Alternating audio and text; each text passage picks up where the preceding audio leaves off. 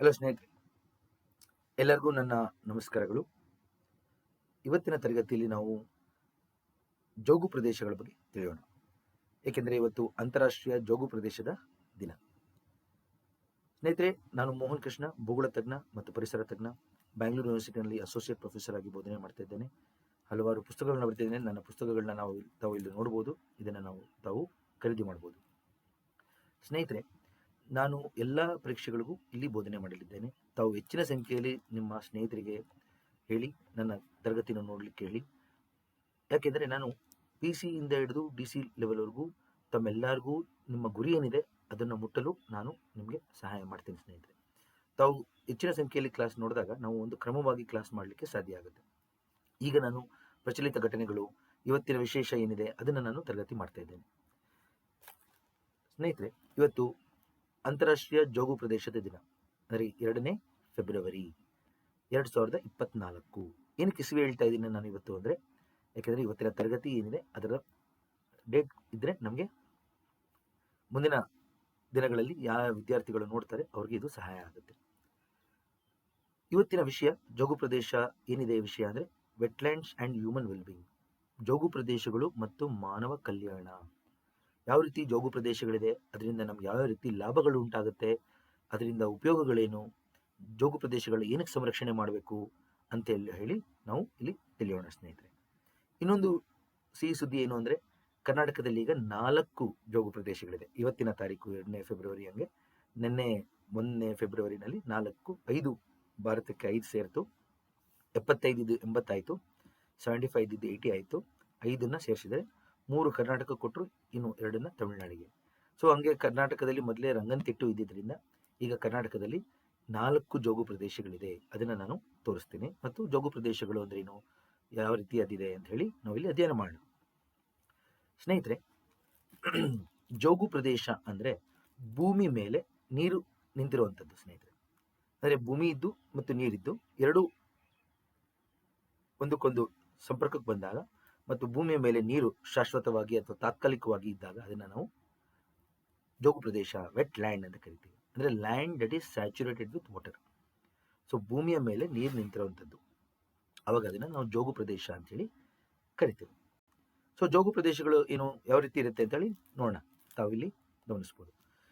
ಜೋಗು ಪ್ರದೇಶಗಳು, ಅದರ ಪ್ರಾಮುಖ್ಯತೆ ಮತ್ತು ಅದನ್ನು ಯಾವ ರೀತಿ ಅದನ್ನು ಸಂರಕ್ಷಣೆ ಮಾಡಬೇಕು ಅಂತೆಲ್ಲ ಹೇಳಿ ನಾವು ಮೊದಲು ಬಾರಿಗೆ ಇರಾನ್ನ ರಾಮ್ಸರ್ ಎಂಬ ಜಾಗದಲ್ಲಿ 2ನೇ ಫೆಬ್ರವರಿ 1971ನಲ್ಲಿ ಅಂತಾರಾಷ್ಟ್ರೀಯ ಜೋಗು ಪ್ರದೇಶಗಳ ಬಗ್ಗೆ ಒಂದು ಸಮಾವೇಶ ನಡೀತು. ಅಲ್ಲಿ ಹಲವಾರು ದೇಶಗಳು ಇಲ್ಲಿಗೆ ಒಪ್ಪಂದ ಸಹಿ ಹಾಕಿದ್ರು. ಸ್ನೇಹಿತರೆ, ಸೊ ಅದನ್ನು ತಾವು ಇಲ್ಲಿ ಕಾಣ್ಬೋದು, ಅದರ ಚಿತ್ರ ಇಲ್ಲಿ ಕಾಣ್ಬೋದು. ಇರಾನ್ನ ರಾಮ್ಸರ್ ಪ್ರದೇಶದಲ್ಲಿ, ಕ್ಯಾಸ್ಪಿಯನ್ ತೀರದಲ್ಲಿದೆ ಇದು. ಅದನ್ನು ತೋರಿಸ್ತೀನಿ ನಾನು ನಿಮಗೆ. ಅಲ್ಲಿ ನಡೆದಂಥ 1971 ಫೆಬ್ರವರಿ 2ನೇ ತಾರೀಕು ಸಮಾವೇಶ ನಡೀತು. International conference on conservation of wetland ಮತ್ತು ವಾಟರ್ಫಾಲ್, ಅಂದರೆ ಜೋಗು ಪ್ರದೇಶಗಳ ಮತ್ತು ಅದರ ಅಲ್ಲಿ ವಾಸ ಮಾಡುವಂಥ ಜೀವಿಗಳ ಸಂರಕ್ಷಣೆ ಅಂಥೇಳಿ ಸಮಾವೇಶ ನಡೀತು 1971ನಲ್ಲಿ. ಅದನ್ನು ತಾವು ಇಲ್ಲಿ ಕಾಣ್ಬೋದು. ರಾಮ್ಸರ್ ಅಂದರೆ ಎಲ್ಲಿದೆ ನೋಡಿ, ಭಾರತ ಎಲ್ಲಿದೆ ಅಂತ ಗೊತ್ತಿದೆ ನಿಮ್ಮೆಲ್ಲರಿಗೂ. ರಾಮ್ಸರ್ ಎಲ್ಲಿದೆ ಅಂತ ಗೊತ್ತಿದೆ. ಭಾರತ ನೋಡಿ, ಭಾರತದಿಂದ ಇಲ್ಲಿ ಬಂದರೆ ಇಲ್ಲಿ ಕಡೆ ಅಫ್ಘಾನಿಸ್ತಾನ್, ಈ ಕಡೆ ಇರಾನ್ನ ಉತ್ತರದಲ್ಲಿ ಕ್ಯಾಸ್ಪಿಯನ್ ಇದೆ ನೋಡಿ. ಇಲ್ಲಿ ಕ್ಯಾಸ್ಪಿಯನ್ ಸರೋವರ ತೀರದಲ್ಲಿ ಇರುವಂಥ ರಾಮ್ಸರ್ ನಗರ ತಾವು ಇಲ್ಲಿ ಕಾಣಬಹುದು. ಸೊ ಎಕ್ಸಾಂಪಲ್ ಕೇಳ್ತಾರೆ, ರಾಮ್ಸರ್ ನಗರ ಎಲ್ಲಿದೆ? ಇರಾನ್. ಯಾವ ಸರೋವರದ ತೀರದಲ್ಲಿದೆ? ಕ್ಯಾಸ್ಪಿಯನ್ ಸರೋವರ ಇದು. ಗೊತ್ತಲ್ಲ, ಕ್ಯಾಸ್ಪಿಯನ್ ಸಿ ಎಲ್ಲಿದೆ ಅಂತ ಗೊತ್ತಿದೆ ಎಲ್ಲರಿಗೂ. ತಾವು ಇನ್ನೊಂದ್ಸತಿ ಗಮನಿಸಿ, ನಾನು ಹೆಸರು ಬರೆದು ಬಿಡ್ತೀನಿ ಇಲ್ಲೇ. ಕ್ಯಾಸ್ಪಿಯನ್ ನೋಡಿ, ಕ್ಯಾಸ್ಪಿಯನ್ ಸರೋವರ. ಓಕೆ, ತಾವೆಲ್ಲ ಪ್ಲೀಸ್ ಅದನ್ನು ಗಮನ ಇಟ್ಟು ನೋಡಿ, ಕ್ಯಾಸ್ಪಿಯನ್ ಸರೋವರ ಎಲ್ಲಿದೆ ಅಂತೇಳಿ. ತಾವು ಅದನ್ನು ಗುರ್ತಾಕಿದ್ರೆ ಇರಾನ್ನಲ್ಲಿ ರಾಮ್ಸರ್ ಅಂತ ಗೊತ್ತಾಗುತ್ತೆ. ಓಕೆ, ಕ್ಯಾಸ್ಪಿಯನ್ ಸರೋವರ ತೀರದಲ್ಲಿರುವಂಥ ರಾಮ್ಸರ್ ನಗರ ಗೊತ್ತಾಯ್ತಲ್ಲ. ಇಲ್ಲಿ 1971ನಲ್ಲಿ ಒಪ್ಪಂದ ಸಹಿ ಹಾಕಿದ್ರು. ಆಯಿತಾ. ಅದು ಜಾರಿಗೆ ಬಂದಿದ್ದು ಯಾವಾಗ? 1975ನೇ ಜಾರಿಗೆ ಬಂತು. ಆಯಿತಾ. 1971ನಲ್ಲಿ ರಾಮ್ಸರ್ನಲ್ಲಿ ಸಮಾವೇಶ ನಡೀತು. 1975ನಲ್ಲಿ ಜಾರಿಗೆ ಬಂತು. ಆಯಿತಾ. ಅದನ್ನು ಗಮನಿಸಿ ಇಲ್ಲಿ ಎಲ್ಲರೂ. ಓಕೆ, ಸೊ ನೆಕ್ಸ್ಟ್ ನೋಡಿ, ಯಾವ ರೀತಿ ಜೋಗು ಪ್ರದೇಶಗಳು ಕಾಣುತ್ತೆ ಅಂತ ನೋಡಿ. ನೀರಿದ್ದು ಅದ್ರ ಮೇಲೆ ಭೂಮಿ ಇದ್ದು ಭೂಮಿ ಮೇಲೆ ನೀರು ನಿಂತಿರುವಂಥ ಒಂದು ಸನ್ನಿವೇಶ ಗಮನಿಸಿ. ಅಂದರೆ ಯಾವುದೇ ರೀತಿಯಾದ ಒಂದು ಕ್ರೈಟೀರಿಯಾ ಇಲ್ಲ ಸ್ನೇಹಿತರೆ. ಇಲ್ಲಿ ಮೇನ್ ಆಗಿ ಅಂದರೆ 6 ಅಡಿ ಇರಬೇಕಾ, 5 ಅಡಿ ಇರಬೇಕಾ ನೀರು, ಆ ಥರ ಏನಿಲ್ಲ. ವರ್ಷ ಪೂರ್ತಿ ಭೂಮಿ ಮೇಲೆ ನೀರು ನಿಂತಿರ್ಬೋದು, ಇಲ್ಲ ತಾತ್ಕಾಲಿಕವಾಗಿ ಅಂದರೆ ಕೆಲವು ತಿಂಗಳು ನಿಂತಿರ್ಬೋದು ನೀರು ಈ ಥರ ಭೂಮಿ ಮೇಲೆ. ಅಂದರೆ ಯೋಚನೆ ಮಾಡಿ, 2 ವಿಭಿನ್ನ ಜೀವ ವ್ಯವಸ್ಥೆಗಳು ಒಟ್ಟುಗೂಡ್ತಾ ಇದೆ. ಅಂದರೆ ಒಂದು ಲ್ಯಾಂಡ್ ಇಕೋಸಿಸ್ಟಮ್, ಇನ್ನೊಂದು ಆಕ್ವಾಟಿಕ್ ಇಕೋಸಿಸ್ಟಮ್. ಟೆರೆಸ್ಟ್ರಿಯಲ್ ಇಕೋಸಿಸ್ಟಮ್ ಮತ್ತು ಆಕ್ವಾಟಿಕ್ ಇಕೋಸಿಸ್ಟಮ್ ಎರಡು ಸೇರ್ತಾ ಇದೆ. ಅದನ್ನು ತಾವು ಇಲ್ಲಿ ಗಮನಿಸಬೇಕು, ಸರಿ ಅಲ್ಲ? ಒಂದು ಲ್ಯಾಂಡ್ ಇಕೋಸಿಸ್ಟಮ್ ಮತ್ತು ಟೆರೆಸ್ಟ್ರಿಯಲ್ ಇಕೋಸಿಸ್ಟಮ್.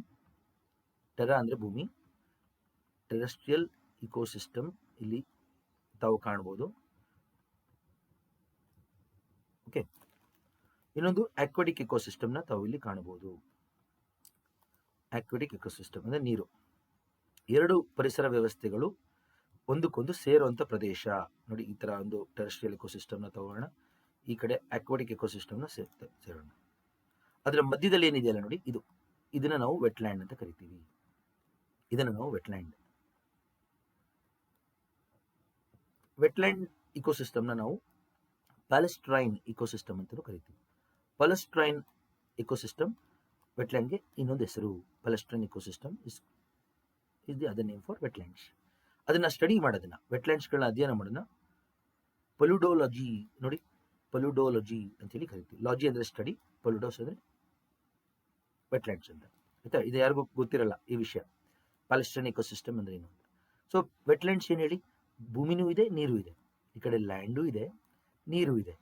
ಗೊತ್ತಾಯ್ತಲ್ಲ? ಒಂಥರ ಮಧ್ಯಂತರ ಜೀವ ವ್ಯವಸ್ಥೆ, intermediate ecosystem. Wetlands are intermediate. ಈ ಥರ ಪ್ರದೇಶಗಳು ನಾವೇನಂತ ಕರಿತೀವಿ ಗೊತ್ತಾ?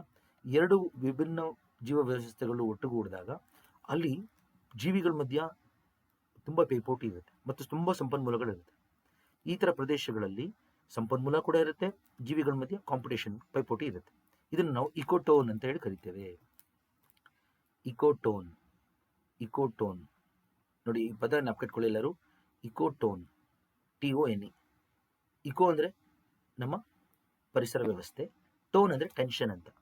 2 ವಿಭಿನ್ನ ಜೀವ ವ್ಯವಸ್ಥೆಗಳು ಸೇರಿದಾಗ ಅಲ್ಲಿ ನಮಗೆ ಇರುವಂಥ ಒಂದು ಪೈಪೋಟಿ, ಜೀವಿಗಳ ಮಧ್ಯ ಕಾಂಪಿಟೇಷನ್ ಮತ್ತು ಸಂಪನ್ಮೂಲಗಳು ಏನು ಸಿಗ್ತಾ ಇದೆ ಅದನ್ನು ನಾವು ಇಕೋಟೋನ್ ಅಂತ ಕರಿತೀವಿ. ಝೋನ್ ಆಫ್ ಟೆನ್ಷನ್ ಸ್ನೇಹಿತರೆ. ಈಗ ನಿಮ್ಮ ಮನೆ ಏನಿದೆ ಅಲ್ಲಿ ಏನಾಗುತ್ತೆ, ನಿಮ್ಮ ರೂಮು ಮತ್ತು ನಿಮ್ಮ ಅಕ್ಕ, ಅಣ್ಣ, ತಂಗಿ ಅವರ ರೂಮು ಇರುತ್ತೆ, ಕರೆಕ್ಟಾ? ಮನೆಯಲ್ಲಿರುವಂಥ ಮಂದಿ ಅವರು ನಿಮ್ಮ ಮಧ್ಯ ಮತ್ತು ಅವ್ರ ಮಧ್ಯೆ ಒಂದು ಪೈಪೋಟಿ ಇರುತ್ತೆ. ಮನೆಯಲ್ಲಿ ಸಂಪನ್ಮೂಲಗಳಿಗೋಸ್ಕರ ಏನಾಗುತ್ತೆ, ನಿಮ್ಮ ಮತ್ತೆ ಬೇರೆಯವ್ರ ಜೊತೆಗೆ ಪೈಪೋಟಿ ಇರುತ್ತೆ. ಅದು ಆ ಥರ ಒಂದು ವ್ಯವಸ್ಥೆ ಇಕೋಟೋನ್ ಅಂದರೆ. ಟೋನ್ ಅಂದರೆ ಟೆನ್ಷನ್, ಯಾವಾಗಲೂ ಒಂದು ರೀತಿ ಟೆನ್ಷನ್ ಇರುತ್ತೆ, ಕರೆಕ್ಟ್ ತಾನೆ? ಅದನ್ನು ನಾವು ಇಕೋಟೋನ್ ಅಂತ ಕರಿತೀವಿ. ಸೊ ವೆಟ್ಲ್ಯಾಂಡ್ಸ್ ಒಂದು ಇಕೋಟೋನ್ ವ್ಯವಸ್ಥೆ. ಇಲ್ಲಿ ತುಂಬ ಜೀವಿಗಳಿರುತ್ತೆ, ಯಾಕೆಂದರೆ ಭೂಮಿನೂ ಇರುತ್ತೆ, ಈ ಕಡೆ ನೀರು ಇರೋದ್ರಿಂದ ಸಂಪನ್ಮೂಲಗಳು ಜಾಸ್ತಿ ಇರೋದ್ರಿಂದ ತುಂಬ ಜೀವಿಗಳಲ್ಲಿ ಬಂದು ವಾಸ ಮಾಡ್ತವೆ. ಪಕ್ಷಿಗಳಾಗಿರ್ಬೋದು, ಪ್ರಾಣಿಗಳಾಗಿರ್ಬೋದು, ಎಲ್ಲ ವಾಸ ಮಾಡ್ತವೆ. ಅದಕ್ಕೆ ಅದನ್ನು ಎಡ್ಜ್ ಸ್ಪೀಶೀಸ್ ಅಂತ ಕರಿತೀವಿ. ಈ ಭಾಗದಲ್ಲಿ ವಾಸ ಮಾಡುವಂಥ ಜೀವಿಗಳನ್ನೆಲ್ಲ ನಾವು ಎಡ್ಜ್ ಸ್ಪೀಶೀಸ್ ಅಂತ ಕರಿತೀವಿ. ಗೊತ್ತಾಯ್ತಲ್ಲ? ಎಡ್ಜ್ ಸ್ಪೀಶೀಸ್ ಅಂತ ಕರೆಯೋದನ್ನ ಯಾವ್ಯಾವುದು ವೆಟ್ಲ್ಯಾಂಡ್ಸ್ನಲ್ಲಿ ವಾಸ ಮಾಡ್ತವೆ ಮತ್ತು ಈ ಥರ ಜಾಗದಲ್ಲಿ ಪೈಪೋಟಿ ಇರೋಂಥ ಜಾಗದಲ್ಲಿ ವಾಸ ಮಾಡ್ತವಲ್ಲ ಅದನ್ನು ನಾವು ಎಡ್ಜ್ ಸ್ಪೀಶೀಸ್ ಅಂತ ಕರಿತೀವಿ. ಅಂದರೆ ಪರಿಮಿತಿ ಅಂದರೆ 2 ಮಧ್ಯೆ ಇರುವಂಥ ಪ್ರದೇಶ, ಪರಿಮಿತಿ ಜೀವಿಗಳು ಅಂತ ಎಡ್ಜ್ ಸ್ಪೀಶೀಸ್ ಅಂದರೆ ಭೂಮಿ ಮತ್ತು ನೀರಿನ ಮಧ್ಯೆ ಬರುವಂಥ ಎಡ್ಜ್ ಪರಿಮಿತಿ ಜೀವಿಗಳು. ನಾವು ಕಟ್ಕೊಳ್ಳಿ, ಇದೆಲ್ಲ ಕೇಳ್ತಾರೆ. ಇಕೋಸಿಸ್ಟಮ್ ಅಂದ್ರೆ ಏನು, ಪರಿಸರ ವ್ಯವಸ್ಥೆ, ಅದನ್ನೆಲ್ಲ ಒಂದಿನ ಸಪ್ರೇಟಾಗಿ ಹೇಳ್ಕೊಡ್ತೀನಿ. ವೆಟ್ಲ್ಯಾಂಡ್ಸ್ ಬಗ್ಗೆ ಇವತ್ತಿನ ದಿವಸ ವಿಶೇಷವಾದದ್ರಿಂದ, ನನಗೆ ತುಂಬ ಪ್ರಿಯವಾದ ಟಾಪಿಕ್ ಆಗೋದ್ರಿಂದ ನಾನು ಇದನ್ನು ಇವತ್ತು ಹೇಳ್ತಾ ಇದ್ದೀನಿ. ಸೊ ಹಲವಾರು ದೇಶಗಳಲ್ಲಿ ಹೋಗಿ ನಾನು ಈ ಥರ ಇದು ಚೈನಾದಲ್ಲಿ ತೆಗೆದಿರೋಂಥ ಚಿತ್ರ ಸ್ನೇಹಿತರೆ. ಇದು ಎಲ್ಲೋ ರಿವರ್ ಸಮೀಪದಲ್ಲಿ ತೆಗೆದಂಥ ಚಿತ್ರ ತಾವು ಇಲ್ಲಿ ಕಾಣ್ತಾ ಇದ್ದೀರಾ, ಆಯಿತಾ? ಸೊ ನಾನು ಹಲವಾರು ದೇಶಗಳಲ್ಲಿ ಹೋಗಿ ಜೋಗು ಪ್ರದೇಶಗಳನ್ನೆಲ್ಲ ನೋಡಿದ್ದೀನಿ, ಅದ್ರ ಬಗ್ಗೆ ಮಾಹಿತಿ ಸಂಗ್ರಹ ಮಾಡಿದ್ದೀನಿ, ಅದ್ರ ಮೇಲೆ ಕೆಲಸ ಮಾಡಿರೋದ್ರಿಂದ ನಾನು ಇದನ್ನೆಲ್ಲ ನಿಮ್ಗೆ ಹೇಳ್ತಾ ಇದ್ದೀನಿ. ನೋಡಿ ಸ್ನೇಹಿತರೆ, ಇದು ಒಂದಷ್ಟು ಜೋಗು ಪ್ರದೇಶಗಳು ಏನಾಗಿರೋ ನದಿ ಆಗಿರ್ಬೋದು, ನೀರಾಗಿರ್ಬೋದು, ಸರೋವರಗಳಾಗಿರ್ಬೋದು, ಕರಾವಳಿ ತೀರ ಆಗಿರ್ಬೋದು, ಕೋಸ್ಟಲ್ ಏರಿಯಾಸ್ ಆಗಿರ್ಬೋದು, ಕರೆಕ್ಟಾ? ಹಾಗೆ ಬೇರೆ ಬೇರೆ ರೀತಿ ನೀರು, ಸಿಹಿ ನೀರಾಗಿರ್ಬೋದು, brackish fresh water, saline, brain, ಈ ರೀತಿ ಹಲವಾರು ಥರ ನೀರಾಗಿರ್ಬೋದು. ಅದನ್ನು ನಾನು ನಿಮಗೆ ಬರೆದು ತೋರಿಸ್ತೀನಿ. ನೋಡಿ ಯಾವ ಥರ ಚಿತ್ರಗಳು ಕಾಣುತ್ತೆ ನೋಡಿ, ಗಮನಿಸಿ ಯಾವ ಥರ ಇದೆ. ನೀರಿದೆ, ಭೂಮಿ ಇದೆ, ಸುತ್ತ ಹುಲ್ಲು ಮರಗಳು ಬೆಳ್ಕೊಂಡಿರೋಂಥ ಒಂದು ಸನ್ನಿವೇಶ ನೋಡ್ಬೋದು ನೀವು ಇಲ್ಲಿ, ಹೌದಾ? ನೋಡಿ ಈ ಥರ.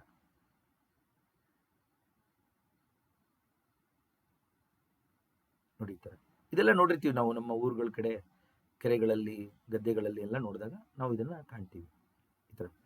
ಹಾಗೆ ಗದ್ದೆಗಳು ಕೂಡ ಜೋಗು ಪ್ರದೇಶ, ಮಾನವ ನಿರ್ಮಿತ ಜೋಗು ಪ್ರದೇಶ ಸ್ನೇಹಿತರೆ.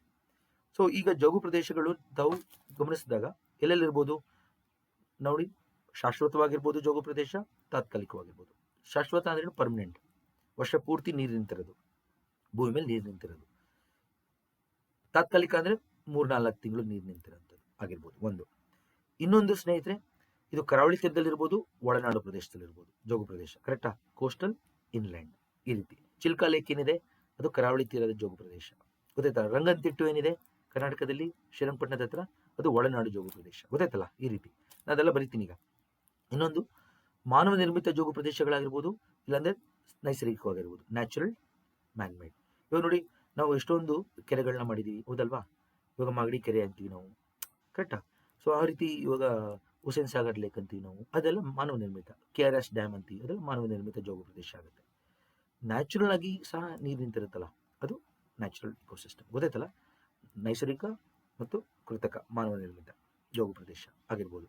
ಯಾವ ರೀತಿ ಇದೆ ನೋಡಿ, ಗೊತ್ತಾಯ್ತಲ್ಲ? ಯಾವ ಬೇರೆ ಬೇರೆ ರೀತಿ ನಾವು ಜೋಗು ಪ್ರದೇಶಗಳನ್ನ ಇದು ಮಾಡ್ಬೋದು. ಹಂಗೆ ಭತ್ತ ಬೆಳಿತೀವಿ ನೋಡಿ, ಭತ್ತದ ಭೂಮಿ, ತಾತ್ಕಾಲಿಕವಾಗಿ ನೀರು ನಿಂತಿರುತ್ತೆ ಭತ್ತದ ಭೂಮಿನಲ್ಲಿ, ಗದ್ದೆನಲ್ಲಿ. ಅದು ಕೂಡ ಜೋಗು ಪ್ರದೇಶ. ಎಷ್ಟು ಸುಂದರವಾದ ಚಿತ್ರ ಇದೆ ನೋಡಿ ಜೋಗು ಪ್ರದೇಶದ್ದು. ಇದು ಪಂಟನಲ್ ಅಂತ ಹೇಳಿದೆ, ಬ್ರಾಜಿಲ್ನಲ್ಲಿ, ಅಲ್ಲಿ ತೆಗೆದಿರುವಂಥ ಚಿತ್ರ. ಪಂಟನಲ್ ಜೋಗು ಪ್ರದೇಶ ಬ್ರಾಜಿಲ್ ದೇಶದಲ್ಲಿದೆ. ನಾನು ಸೌತ್ ಅಮೆರಿಕಾ ಕ್ಲಾಸಲ್ಲಿ ಹೇಳಿದ್ದೀನಿ ನಾನು ಇದನ್ನ. ಇದು ನೋಡಿ ಜೋಗು ಪ್ರದೇಶದ ಚಿತ್ರ. ಇದು ನಮ್ಮ ಭತ್ತದ ಭೂಮಿದು ಹಾಕಿದ್ದೀನಿ ಚಿತ್ರ. ಯಾವ ರೀತಿ ಇದೆ ನೋಡಿ, ಗದ್ದೆ ಇದು ಸಹ ಜೋಗು ಪ್ರದೇಶಕ್ಕೆ ಬರುತ್ತೆ ಸ್ನೇಹಿತರೆ.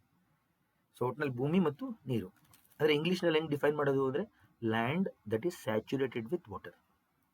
Land that is saturated with water ಅಂದ್ರೆ ಭೂಮಿ ಮೇಲೆ ನೀರು ನಿಂತಿರುವಂಥದ್ದು. ಸೊ ಮಣ್ಣು ಏನಾಗುತ್ತೆ ಹೇಳಿ ಆ ಥರ ನೀರು ನಿಂತಾಗ? ಹೈಡ್ರಿಕ್ ಸಾಯಿಲ್.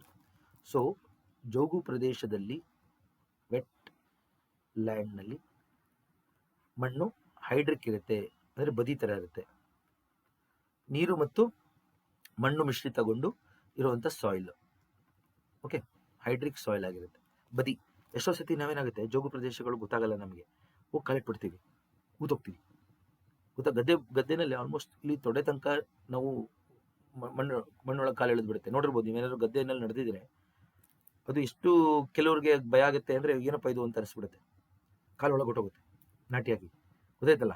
ಸೊ ಅದಕ್ಕೆ ಜೋಗು ಪ್ರದೇಶಗಳು ಗಮನಿಸಿದಾಗ ನೀವು ಈಜಕ್ಕಾಗಲಿ ಸುಮ್ಮನೆ ಹೋಗ್ತೀವಿ ಅಂತೆಲ್ಲ ಹೋಗ್ಬಾರ್ದು. ಗೊತ್ತಾಯ್ತಲ್ಲ? ಭೂಮಿ ಒಳಗೆ ಆ ಮಣ್ಣು ಎಷ್ಟು ಹಾಳದೊರ್ಗಿದೆ ಅಂತ ಗೊತ್ತಿರಲ್ಲ, ಕಾಲಿಟ್ಟಷ್ಟು, ಕಾಲಲ್ಲಿ ಅಂದಷ್ಟು ಒಳಗೆ ಹೋಗ್ತೀವಿ. ಸೊ ಜೋಗು ಪ್ರದೇಶಗಳ ಬಗ್ಗೆ ಒಂದು ಸ್ವಲ್ಪ ತಾವು ಏನಕ್ಕೆ ಹೇಳ್ದೆ ಅಂದರೆ, ಎಷ್ಟೋ ವಿದ್ಯಾರ್ಥಿಗಳು ನೀರಿನಲ್ಲಿ ಇಳಿಯುವಂಥ ಒಂದು ಪದ್ಧತಿ ಇದೆ, ಅದಕ್ಕೋಸ್ಕರ ನಾನು ಅದನ್ನು ಹೇಳಿದೆ. ಮಣ್ಣಿರುತ್ತೆ ನೀರೊಳಗೆ, ಆ ಮಣ್ಣಿನ ಬದಿ ಥರ ಇರೋದ್ರಿಂದ, ಸೊ ಅದು ಜೇಡಿ ಮಣ್ಣು ಇರೋದ್ರಿಂದ ನಮ್ಮನ್ನ ಹಿಡ್ಕೊಳುತ್ತೆ. ಸೊ ಜೋಗು ಪ್ರದೇಶದಲ್ಲಿ ಯಾವ ಥರ ಮಣ್ಣಿರುತ್ತೆ? ಕ್ಲೇ ಸಾಯಿಲ್ ಇರುತ್ತೆ. ಕ್ಲೇ ಪ್ರಮಾಣ ಜಾಸ್ತಿ ಇರುತ್ತೆ. ಜೇಡಿ ಮಣ್ಣು, ಕ್ಲೇ ಸಾಯಿಲ್. ಜೇಡಿ ಮಣ್ಣು ಇರೋದ್ರಿಂದನೇ ನೀರು ಹಿಡಿಯೋ ಶಕ್ತಿ ಜಾಸ್ತಿ. ಮಣ್ಣಿನಲ್ಲಿ ಜೇಡಿ ಮಣ್ಣು ಇರೋದ್ರಿಂದನೇ ಅದು ನೀರು ಹಿಡಿಯೋ ಶಕ್ತಿ ಜಾಸ್ತಿ. ಸೊ ನೀರು ನಿಂತಿರೋದು ಅದಕ್ಕೇನೆ, ಅದನ್ನು ಗಮನಿಸಿ. ಕ್ಲೇ ಕಂಟೆಂಟ್ ಜಾಸ್ತಿ ಇರುತ್ತೆ ಮರಳಿಗಿಂತ. ಇಡೀ ಮಣ್ಣು, ಸ್ಯಾಂಡ್ ಸಿಲ್ಟ್ಗಿಂತ ಕ್ಲೇ ಜಾಸ್ತಿ ಇರುತ್ತೆ. ಕ್ಲೇ ಸಾಯಿಲ್ ಒಂದು ರೀತಿ. ಗೊತ್ತಾಯ್ತಲ್ಲ ಎಲ್ಲರಿಗೂ? ಜೋಗು ಪ್ರದೇಶದ ಮಣ್ಣು ಯಾವುದು ಅಂತ ಹೇಳ್ತಾ ಇದ್ದೀನಿ ಈಗ, ಆಯ್ತಾ? ಇಲ್ಲಿ ನೋಡಿ, ಜಗತ್ತಿನಾದ್ಯಂತ ನೋಡಿ ಸ್ನೇಹಿತರೆ, ಇವತ್ತಿನ ದಿವಸದ ಪ್ರಕಾರ ಹತ್ತತ್ರ 2500 ರಾಮ್ಸರ್ ಜೋಗು ಪ್ರದೇಶಗಳಿದೆ. ನಾವು ಯಾವಾಗ ಅದನ್ನು ರಾಮ್ಸರ್ ಜೋಗು ಪ್ರದೇಶ ಅಂತ ಕರಿತೀವಿ, ಅದು ಅಂತಾರಾಷ್ಟ್ರೀಯ ಮಟ್ಟದ ಜೋಗು ಪ್ರದೇಶಗಳು ಅಂತ. ಇವಾಗ ಭಾರತದಲ್ಲಿ ಹಲವಾರು ಜೋಗು ಪ್ರದೇಶಗಳಿದೆ, ಅದರಲ್ಲಿ ರಾಮ್ಸರ್ ಜೋಗು ಪ್ರದೇಶ ಅಂದರೆ ಅಂತಾರಾಷ್ಟ್ರೀಯ ಮಟ್ಟದ ಜೋಗು ಪ್ರದೇಶ. ಗೊತ್ತಾಯ್ತಲ್ಲ? ಅಂತಾರಾಷ್ಟ್ರೀಯ ಪ್ರಾಮುಖ್ಯತೆಯ ಜೋಗು ಪ್ರದೇಶಗಳು ಅಂತ ಕರಿತೀವಿ. ಇವತ್ತಿನ ದಿವಸ 2500 ಜೋಗು ಪ್ರದೇಶಗಳಿದೆ. ಅದರಲ್ಲಿ ಅತಿ ಹೆಚ್ಚು ಜೋಗು ಪ್ರದೇಶಗಳಿರೋದು UK, ಯುನೈಟೆಡ್ ಕಿಂಗ್ಡಮ್. ನೋಡಿ, ಯುನೈಟೆಡ್ ಕಿಂಗ್ಡಮ್ ದೇಶ ಗೊತ್ತಿದೆ ಎಲ್ಲರಿಗೂ. ನೋಡಿ ಎಷ್ಟೊಂದು ಜೋಗು ಪ್ರದೇಶಗಳಿದೆ, ಅದನ್ನೆಲ್ಲ ನಾನು ಚುಕ್ಕಿ ಥರ ತೋರಿಸ್ತಾ ಇದ್ದೀನಿ ಇಲ್ಲಿ. ಅತಿ ಹೆಚ್ಚು 175 ಸೈಟ್ಸ್ ಇದೆ. ಓಕೆ, ಹಂಗೆ ಮೆಕ್ಸಿಕೋ ನೋಡಿ ಸ್ನೇಹಿತರೆ, 144 ಸೈಟ್ಸ್ ಇದೆ. 144 ಸೈಟ್ಸ್ ಇದೆ. ಮೆಕ್ಸಿಕೋ ಆಗಲಿ UK ಆಗಲಿ ತುಂಬ ಚಿಕ್ಕ ದೇಶಗಳು, ಆದರೂ ಅವರು ಅಷ್ಟೊಂದು ಜೋಗು ಪ್ರದೇಶಗಳನ್ನ ರಾಮ್ಸರ್ ಜೋಗು ಪ್ರದೇಶಗಳಾಗಿ ಸಂರಕ್ಷಣೆ ಮಾಡ್ತಾ ಇದ್ದಾರೆ. ಭಾರತ 2ಕ್ಕಿಂತ ತುಂಬ ದೊಡ್ಡ ದೇಶ, ಕರೆಕ್ಟಾ? ನಮ್ಮ ಹತ್ರ 1000ಕ್ಕಿಂತ ಹೆಚ್ಚು ಜೋಗು ಪ್ರದೇಶಗಳು ಇರಬೇಕಾಗಿತ್ತು. ಸೊ ಮುಂದಕ್ಕೆ ಸೊ ನಮ್ಮ ಭಾರತ ಸರ್ಕಾರ ಆಗಿರ್ಬೋದು, ಎಲ್ಲ ರಾಜ್ಯ ಸರ್ಕಾರಗಳು ಅವರ ಹತ್ರ ಇರುವಂಥ ರಾಜ್ಯದಾದ್ಯಂತ ದೇಶದಾದ್ಯಂತ ಇರುವಂಥ ಜೋಗು ಪ್ರದೇಶಗಳನ್ನ ಸಂರಕ್ಷಣೆ ಮಾಡಿದ್ರೆ ಸೊ ನಮಗೆ ಕುಡಿಯೋ ನೀರು ಸಮಸ್ಯೆ ಆಗಿರ್ಬೋದು, ಕೃಷಿಗೆ ನೀರು ಸಮಸ್ಯೆ ಆಗಿರ್ಬೋದು, ಅದಕ್ಕೇನು ಪರಿಸರ ಶುದ್ಧತೆ ಎಲ್ಲ ಹೆಚ್ಚಾಗುತ್ತೆ. ಗೊತ್ತಾಯ್ತಲ್ಲ. ಸೊ 3ನೇ ಸ್ಥಾನಕ್ಕೆ ಬರೋದೇ ಚೈನಾ. 82 ಇದೆ. ಭಾರತ ಸ್ವಲ್ಪ ಹಿಂದೆ ಇದೆ ನೋಡಿ, 4ನೇ ಸ್ಥಾನದಲ್ಲಿ. ಈಗ ಬುಕ್ಸ್ಗಳಲ್ಲಿ ಸ್ಪೇನ್ ಅಂತ ಕೊಟ್ಬಿಟ್ಟಿದೆ ಸ್ನೇಹಿತರೆ. ಸ್ಪೇನ್ 76 ಇದೆ. ಸ್ಪೇನ್ನಲ್ಲಿ 76 ಪ್ರದೇಶಗಳಿದೆ. ನಾವು ಭಾರತ ಅದನ್ನ ದಾಟಿ ಬಂದಿದ್ದೀವಿ ಈಗ. ಕರೆಕ್ಟಾ? ನಿನ್ನೆವರೆಗೂ 75 ಇತ್ತು ಭಾರತದಲ್ಲಿ, ಈಗ 5 ಸೇರಿಸಿದ್ದೀವಿ, 80 ಆಗಿದೆ. ಸೊ ಭಾರತ ಈಗ 4ನೇ ಸ್ಥಾನದಲ್ಲಿದೆ. ಇದು ಇವತ್ತಿನ ತಾರೀಕು, ಅಂದರೆ 2ನೇ ಫೆಬ್ರವರಿ 2024 ಪ್ರಕಾರ. ಮುಂದಿನ ತರಗತಿಗಳಲ್ಲಿ ನೀವು ನೋಡಿದಾಗ ರಾಮ್ಸರ್ ಜೋಗು ಪ್ರದೇಶ ಏನಾದರೂ ಹೆಚ್ಚಾಗಿದ್ದು ಸರ್ ಕಮ್ಮಿ ಹೇಳಿದ್ರಲ್ಲ ಅಂತ ಅನ್ಕೋಬೇಡಿ, ಯಾಕಂದ್ರೆ ಅದು ಸಂಖ್ಯೆ ಹೆಚ್ಚಾಗ್ತಾ ಇರುತ್ತೆ. ಮತ್ತೆ ಮುಂದಿನ ತರಗತಿಗಳಲ್ಲಿ ನೀವು ಇದನ್ನು ಗಮನಿಸಿದಾಗ ತಾರೀಖನ್ನು ಗಮನಿಸಿ. ಭಾರತದಲ್ಲಿ ಈ ತಾರೀಕಿಗೆ ಇಷ್ಟಿದೆ, ಆಯ್ತಾ? 80 ಜೋಗು ಪ್ರದೇಶ. ಕರ್ನಾಟಕದಲ್ಲಿ ಎಷ್ಟು ಬರುತ್ತೆ? 4. ಕರ್ನಾಟಕ 4, ಆಯ್ತಾ? ಈಗ ಕರ್ನಾಟಕದಲ್ಲಿ 4 ಇದೆ ಇವತ್ತಿನ ತಾರೀಕು ಪ್ರಕಾರ. ಓಕೆ, ಯಾವ್ದು ಅಂತ ತೋರಿಸ್ತೀನಿ, ಇದನ್ನ ಗಮನಿಸಿ ನೋಡಿ. ಜಗತ್ತಿನಾದ್ಯಂತ ಎಲ್ಲ ಜೋಗು ಪ್ರದೇಶಗಳಿದೆ, ಅದನ್ನು ಮಾರ್ಕ್ ಹಾಕಿದ್ದೀವಿ ಹಂಗೆ. ಸೊ ಜೋಗು ಪ್ರದೇಶಗಳು, ರಾಮ್ಸರ್ ಸಮಾವೇಶ ನಡೆದಿದ್ದು ಗೊತ್ತಿದೆ ಎಲ್ಲರಿಗೂ, ತಮ್ಮೆಲ್ಲರಿಗೂ. 2ನೇ ಫೆಬ್ರವರಿ 1971. ಅದು ಜಾರಿಗೆ ಬಂದಿದ್ದು 1975 ನಲ್ಲಿ. ಸೊ ಜಗತ್ತಿನಾದ್ಯಂತ 2500 ಸೈಟ್ಸ್ ಹತ್ರ ಇದೆ. ಅದು ಹೆಚ್ಚಾಗ್ತಾ ಇರುತ್ತೆ, ಇದನ್ನು ಮರಿಬೇಡಿ, ಇದು ಹೆಚ್ಚಾಗುತ್ತೆ, ಆಯ್ತಾ? ಮತ್ತೆ ಅತಿ ಹೆಚ್ಚು ಯಾವ ಖಂಡದಲ್ಲಿದೆ? ಯುರೋಪ್ ಖಂಡದಲ್ಲಿದೆ. ಅತಿ ಹೆಚ್ಚು ಜೋಗು ಪ್ರದೇಶಗಳು ಯುರೋಪ್ ಖಂಡದಲ್ಲಿದೆ. ಈ ರಾಮ್ಸರ್ ಇದರಲ್ಲಿ ಎಷ್ಟು ದೇಶಗಳು ಭಾಗವಹಿಸ್ತವೆ ಅಂದರೆ 172 ದೇಶಗಳು ಭಾಗವಹಿಸ್ತವೆ, ಆಯ್ತಾ? 172 ಕಂಟ್ರೀಸ್, ಪಾರ್ಟಿಸಿಪೆಂಟ್ ಕಂಟ್ರೀಸ್ ಇದೆ. ಹಂಗೆ ರಾಮ್ಸರ್ ಜೋಗು ಪ್ರದೇಶದ ದಿನ 2ನೇ ಫೆಬ್ರವರಿ ಏನಕ್ಕೆ ಆಚರಿಸ್ತಾರೆ ಅಂದರೆ ಅವತ್ತಿನ ದಿವಸ ಅದನ್ನ ಒಪ್ಪಂದಕ್ಕೆ ಸಹಿ ಹಾಕಲಾಯಿತು. ಓಕೆ, ಅದಕ್ಕೋಸ್ಕರ. ಆಮೇಲೆ ಇದು ಎಷ್ಟನೇ ಇಸ್ವಿಯಿಂದ ಆಚರಿಸ್ತಾ ಇದೀವಿ ವಿಶ್ವ ಜೋಗು ಪ್ರದೇಶದ ದಿನ ಅಂತೇಳಿ? ಎಷ್ಟನೇ ಇಸ್ವಿಯಿಂದ? 1997 ಇಂದ ಆಚರಿಸ್ತಾ ಇದೀವಿ, ಆಯ್ತಾ? ಇದನ್ನ ಕಟ್ಕೊಳ್ಳಿ. ಮತ್ತು ಒಟ್ಟು ಭಾರತದಲ್ಲಿ ಎಷ್ಟಿದೆ? 80 ಇದೆ. ಹಂಗೆ ಇನ್ನೊಂದು ವಿಷಯ ಸ್ನೇಹಿತರೆ, ರಾಮ್ಸರ್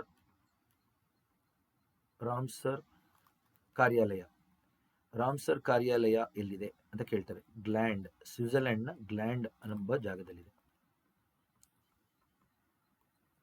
ಸ್ವಿಟ್ಜರ್ಲೆಂಡ್ ದೇಶದ ಗ್ಲ್ಯಾಂಡ್ ಎಂಬ ಜಾಗದಲ್ಲಿ ರಾಮ್ಸರ್ ಜೋಗು ಪ್ರದೇಶ ಇದೆ. ಇನ್ನೊಂದು ವಿಷಯ ನೆನಪಿಟ್ಕೊಳ್ಬೇಕು, ಗ್ಲ್ಯಾಂಡ್ ಎಂಬ ಜಾಗದಲ್ಲಿ IUCN ಕೂಡ ಇದೆ, international union for conservation of nature. Okay, ಪರಿಸರ ಸಂರಕ್ಷಣಾ ಬಗ್ಗೆ ಇರುವಂಥ ಒಂದು ಒಕ್ಕೂಟ ಕೂಡ, ಅಂತಾರಾಷ್ಟ್ರೀಯ ಒಕ್ಕೂಟ ಎಲ್ಲಿದೆ? ಗ್ಲ್ಯಾಂಡ್ ನಲ್ಲಿ ಅದು ಇದೆ. ಅದಕ್ಕೆ ಎರಡನ್ನೂ ಒಟ್ಟಿಗೆ ನೆನಪಿಟ್ಕೊಳ್ಳಿ. ರಾಮ್ಸರ್ ಕಾರ್ಯಾಲಯ, IUCN ಕಾರ್ಯಾಲಯ ಎರಡು ಗ್ಲ್ಯಾಂಡ್ ಎಂಬ ಜಾಗದಲ್ಲಿ ಬರುತ್ತೆ. ಗೊತ್ತಾಯ್ತಲ್ಲ? ಈ ರೀತಿ ನಿಮಗೆ ಎಷ್ಟು ಮಾಹಿತಿ ಬೇಕು ಅಷ್ಟು ಮಾತ್ರ. ತುಂಬಾನೇ ಜಾಸ್ತಿ ಮಾಹಿತಿ ಆದ್ರೂ ಕಷ್ಟ, ತುಂಬಾ ಕಮ್ಮಿ ಆದ್ರೂ ಕಷ್ಟ, ಆ ರೀತಿ ಮಾಹಿತಿ ಕೊಡ್ತಾ ಇದ್ದೀನಿ ನಾನು. ನೋಡಿ ಸ್ನೇಹಿತರೆ, ಈಗ ಯಾವ ರೀತಿ ಜೋಗು ಪ್ರದೇಶಗಳು ಕಾಣುತ್ತೆ ಅಂತೇಳಿ ನೋಡಿ. ಭೂಮಿ ಇದೆ, ಲ್ಯಾಂಡ್, ಆ ಭೂಮಿ ಮೇಲೆ ನೀರು ನಿಂತಿರೋದು, ಕರೆಕ್ಟಾ? ಎರಡು ಇದೆ ನೋಡಿ, ಲ್ಯಾಂಡ್, ವಾಟರ್. ತಾವಿಲ್ಲಿ ಗಮನಿಸಬಹುದು, ಎರಡು ಒಟ್ಟಿಗೆ ಸೇರಿದಾಗ ನಾವೇನಂತ ಕರಿತೀವಿ ಅದನ್ನ, ನಾನು ಆಲ್ರೆಡಿ ಹೇಳಿದ್ದೀನಿ, ವೆಟ್ಲ್ಯಾಂಡ್, ಪ್ಯಾಲೆಸ್ಟ್ರೈನ್ ಇಕೋಸಿಸ್ಟಮ್ ಅಂತ ಕರಿತೀವಿ. ಮಧ್ಯಂತರ ಜೀವ ವ್ಯವಸ್ಥೆ. ಮಣ್ಣು ಯಾವ ಥರ ಇರುತ್ತೆ? ಹೈಡ್ರಿಕ್, ಅಂದರೆ ಮಣ್ಣು ಸಂಪೂರ್ಣವಾಗಿ ನೀರಿನಲ್ಲಿ ಮಿಶ್ರಿತಗೊಂಡಿರುತ್ತೆ. ಸೊ ಈ ಥರ ಮಿಶ್ರಿತಗೊಂಡಿರೋದಾಗ ಏನಾಗುತ್ತೆ? ಕೆಳಗಡೆ ಬರ್ತಿದ್ದಂಗೆ ಮಣ್ಣಿನ ಕೆಳಭಾಗದಲ್ಲಿ ಏನಾಗ್ತಾ ಇರುತ್ತೆ? ಅನ್ಏರೋಬಿಕ್, ಅಂದರೆ ಆಮ್ಲಜನಕ ರಹಿತ, ಅಂದರೆ ಆಕ್ಸಿಜನ್ ಇರಲ್ಲ ಈ ಭಾಗದಲ್ಲಿ. ಕೆಳಗಡೆ ಬರ್ತಾ ಹೋದಂಗೆ ಆಕ್ಸಿಜನ್ ಕೊರತೆ ಇರುತ್ತೆ, ಮಣ್ಣಿನ ತಳಭಾಗದಲ್ಲಿ ಆಕ್ಸಿಜನ್ ಕೊರತೆ ಇರುತ್ತೆ, ಅದನ್ನು ಗಮನಿಸಿ, ಆಯ್ತಾ? ಆಕ್ಸಿಜನ್ ಕೊರತೆ ಇರುತ್ತೆ ಜೋಗು ಪ್ರದೇಶದ ಕೆಳಗಡೆ. ಆಯ್ತು. ನೆಕ್ಸ್ಟ್, ಜೋಗು ಪ್ರದೇಶ ಹೇಳೋದಲ್ಲ, ಒಂದು ಶಾಶ್ವತವಾದ ಜೋಗು ಪ್ರದೇಶಗಳಾಗಿರ್ಬೋದು, ಪರ್ಮನೆಂಟ್, ಇನ್ನೊಂದು ತಾತ್ಕಾಲಿಕ, ಟೆಂಪ್ರವರಿ. ವರ್ಷ ಪೂರ್ತಿ ನೀರು ನಿಂತಿದ್ರೆ ಶಾಶ್ವತ, ವರ್ಷದಲ್ಲಿ ಮಳೆಗಾಲದಲ್ಲಿ ಮಾತ್ರ ಇರುತ್ತೆ ಒಂದ್ಸತಿ ನೀರು, ಮಾನ್ಸೂನ್, ಅವಾಗ ಟೆಂಪ್ರವರಿ, ತಾತ್ಕಾಲಿಕ. ಹಂಗೆ ಕರಾವಳಿ ತೀರದಲ್ಲಿರ್ಬೋದು, ಒಳನಾಡು ಪ್ರದೇಶದಲ್ಲಿ. ಹೇಳಿದ್ನಲ್ಲ, ಒಳನಾಡು ಪ್ರದೇಶ ಅಂದರೆ ಇನ್ಲ್ಯಾಂಡ್, ಕೋಸ್ಟಲ್ ಅಂದರೆ ಕರಾವಳಿ ತೀರ. ಚಿಲ್ಕಾ, ಸುಂದರ್ಬನ್ಸ್ ಅವೆಲ್ಲ ಕರಾವಳಿ ತೀರದಲ್ಲಿದೆ. ಹಾಗೆ ಒಳನಾಡು ಜೋಗು ಪ್ರದೇಶಗಳು ನಮ್ಮ ಭಾರತದಲ್ಲೇ ಏನಿದೆ, ಕರ್ನಾಟಕದಲ್ಲೇ ತಗೊಂಡ್ರೆ ನಾವು ಇವಾಗ ರಂಗನತಿಟ್ಟು ಆಗಿರ್ಬೋದು, ಗೊತ್ತಾಯ್ತಲ್ಲ, ಅದನ್ನು ನಾವು ಒಳನಾಡು ಅಂತ ಕರಿತೀವಿ, ಗೊತ್ತಾಯ್ತಲ್ಲ. ಇನ್ನೊಂದು ಎಕ್ಸಾಂಪಲ್ ತಗೊಳ್ಳಿ ಅಂದರೆ ಉಲ್ಲಾರ್ ಲೇಕ್, ಜಮ್ಮು ಕಾಶ್ಮೀರದಲ್ಲಿರುವಂಥ ಉಲ್ಲಾರ್ ಲೇಕ್ ಏನಿದೆ ಒಳನಾಡು ಜೋಗು ಪ್ರದೇಶ, ಆಯ್ತಾ? ಸೊ ಹಂಗೆ ಇದು ಎರಡು ರೀತಿ, ಸರ್ಫೇಸ್, ಸಬ್ಟೆರೇನಿಯನ್, ಅಂದರೆ ಭೂಮಿ ಮೇಲೆ ಇರೋಂಥದ್ದು, ಅದು ಜೋಗು ಪ್ರದೇಶ ಆಗುತ್ತೆ. ಕೆಲವೊಮ್ಮೆ ಭೂಮಿ ಒಳಗೆ ಗುಹೆ ಇರುತ್ತೆ, ಗುಹೆ, ಲೈಮ್ ಸ್ಟೋನ್ ಗುಹೆಗಳು, ಕರೆಕ್ಟಾ? ಸುಣ್ಣದ ಕಲ್ಲುದ ಗುಹೆಗಳಿರುತ್ತೆ, ಅದು ಸಬ್ಟೆರೇನಿಯನ್ ಜೋಗು ಪ್ರದೇಶಗಳು ಇದೆ ನಮ್ಮಲ್ಲಿ. ಗೊತ್ತಾಯ್ತಲ್ಲ, ಭೂಮಿ ಒಳಗೆ ಇರುವಂಥ ಜೋಗು ಪ್ರದೇಶಗಳು ಗುಹೆಗಳಲ್ಲಿ, ಅದು ಸಬ್ಟೆರೇನಿಯನ್ ವೆಟ್ಲ್ಯಾಂಡ್ಸ್. ಹಾಗೆ ಇದು ನ್ಯಾಚುರಲ್, ನೈಸರ್ಗಿಕವಾಗಿ ಇರ್ಬೋದು, ಇಲ್ಲಾಂದ್ರೆ ಮಾನವ ನಿರ್ಮಿತ ಪ್ಯಾಡಿ ಫೀಲ್ಡ್ ಅದರಿಂದ ಮಾಡಿರೋಂಥದ್ದು. ಓಕೆ, ನಾವು ಕಟ್ಕೊಳ್ಳಿ. ಇದೆಲ್ಲ ನಮಗೆ ಜೋಗು ಪ್ರದೇಶಗಳ ವಿಂಗಡಣೆ. ಹಂಗೆ ಸ್ನೇಹಿತರೆ, ಕೆಲವೊಮ್ಮೆ ನೀವು ನೋಡಿರ್ತೀರ ನಿಮ್ಮ ಹಳ್ಳಿಗಳ ಕಡೆ ನೀರು ನಿಂತಿರುತ್ತೆ ಭೂಮಿ ಮೇಲೆ, ಮರಗಳು ಬೆಳೀತಾ ಇರುತ್ತೆ. ಅವಾಗ ಅದನ್ನ ನೀವು ಸ್ವ್ಯಾಂಪ್ ಅಂತ ಓದಬೇಕು. ಜೋಗು ಪ್ರದೇಶ ಇದು, ಆ ನೀರಿನಲ್ಲಿ ಮಧ್ಯದಲ್ಲಿ ಎಷ್ಟೊಂದು ಮರಗಳೆಲ್ಲ ಬೆಳೀತಾ ಇದ್ರೆ ಅದನ್ನ ಸ್ವ್ಯಾಂಪ್ ಅಂತ ಕರಿಬೇಕು ನೀವು. ಸ್ವ್ಯಾಂಪ್ ನಾವು ಕಟ್ಕೊಳ್ಳಿ. ಹಂಗೆ ಹುಲ್ಲಿದ್ರೆ ಬರೀ ಹುಲ್ಲಿರುತ್ತೆ ಅನ್ಕೊಳ್ಳಿ, ಮಾರ್ಷ್. ಇದನ್ನ ನಾವು ಕಟ್ಕೊಳ್ಬೇಕು ಇವತ್ತಿಂದ. ನೀವು ಮರಗಳು ಬೆಳೀತಾ ಇದ್ರೆ ನೀರಿನಲ್ಲಿ, ಅದನ್ನು ತೋರಿಸ್ತೀನಿ, ಚಿತ್ರ ತೋರಿಸ್ತೀನಿ. ಸ್ವ್ಯಾಂಪ್. ಬರೀ ಹುಲ್ಲಿದ್ರೆ ಹುಲ್ಲು, ಕರೆಕ್ಟಾ, ವೀಡ್ ಅವೆಲ್ಲ ಇದ್ರೆ ಮಾರ್ಷ್. ಕೆಲವು ಸತಿ ನೋಡಿರ್ತೀರ ತಾವರೆ ಬೆಳೀತಾ ಇರುತ್ತೆ, ಲಿಲಿ ಬೆಳೀತಾ ಇರುತ್ತೆ, ಕರೆಕ್ಟಾ, ಲೋಟಸ್ ಲಿಲಿ ಅವೆಲ್ಲ ಇರುತ್ತೆ, ಕರೆಕ್ಟ್. ಹಾರ್ಸ್ ಟೈಲ್ ಗಿಡಗಳಿರುತ್ತೆ, ಹೈಡ್ರೋಫೈಟ್ಸ್ ಅಂತ ಕರಿತೀವಿ, ನೀರಿನಲ್ಲಿ ಬೆಳೆಯುವಂಥ ಗಿಡಗಳು ಮಾತ್ರ ಇರುತ್ತೆ, ವೀಡ್ ಇರುತ್ತೆ, ಅವೆಲ್ಲ ಮಾರ್ಷ್. ಮರಗಳಿದ್ರೆ ಸ್ವ್ಯಾಂಪ್.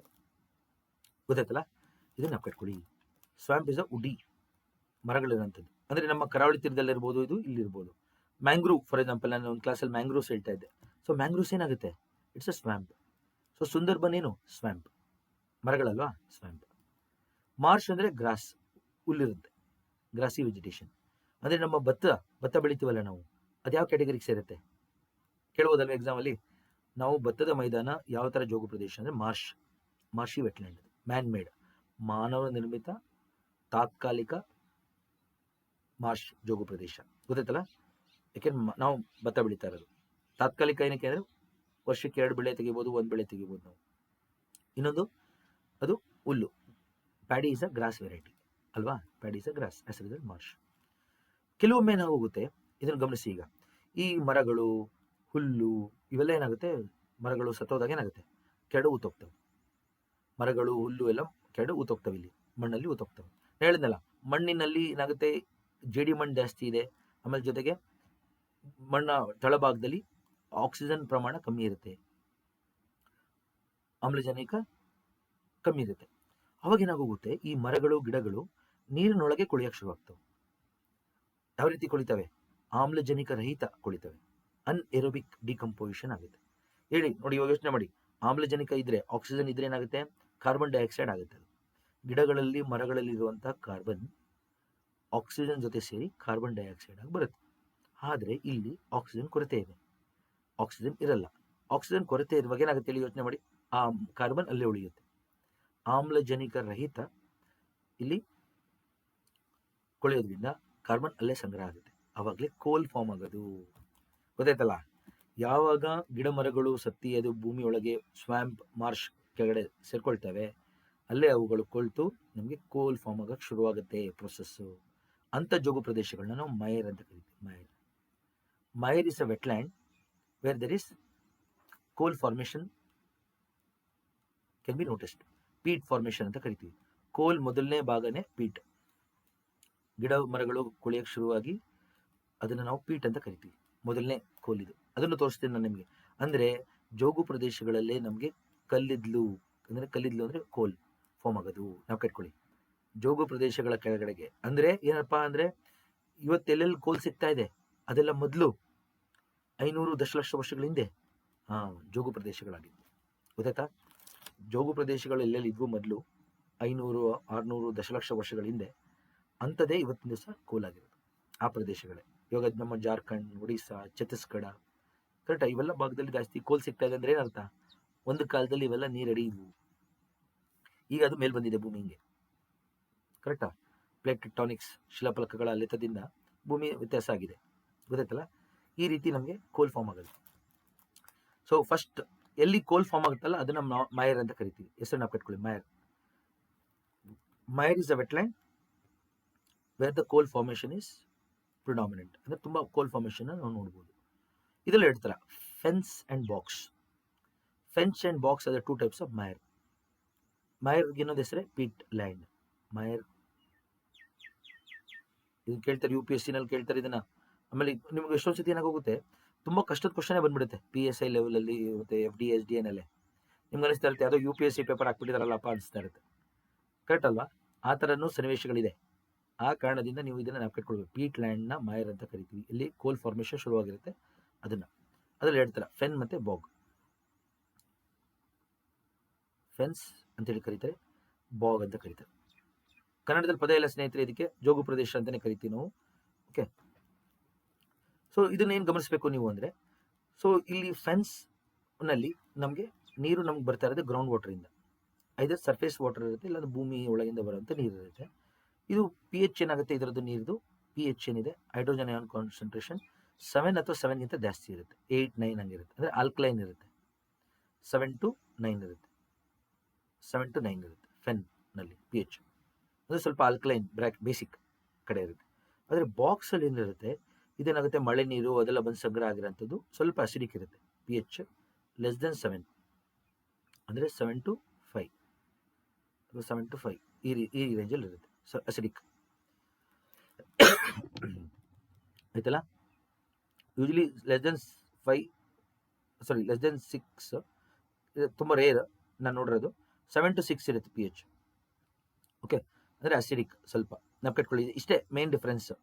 ಫೆನ್ಸ್ ಮತ್ತು ಬಾಕ್ಸ್ಗೂ ಏನು ವ್ಯತ್ಯಾಸ ಅಂದರೆ ನೀರಿನ quality, pH level of the water. Fence are basically ಏನು ಜಾಸ್ತಿ ಇರುತ್ತೆ, ಆಲ್ಕಲೈನ್ ನೆನಪಿಟ್ಕೊಳ್ಳಿ. ಸ್ವಲ್ಪ ಆಲ್ಕಲೈನ್ ಫ್ರೆಶ್ ಅಂತ ನೆನಪಿಟ್ಕೊಳ್ಳಿ ಎಫ್ಗೆ. ಓಕೆ, ಎಫ್ ಈ ಕಡೆಗೆ ಬರುತ್ತಲ್ಲ, ಸೊ ಫ್ರೆಶ್ ಟು ಆಲ್ಕಲೈನ್ ಇರುತ್ತೆ ನೀರು. ಬಾಕ್ಸ್ ಆರ್ ಅಸಿಡಿಕ್ ಅಂತ ನೆನಪಿಟ್ಕೊಳ್ಳಿ, ಆಯಿತಾ.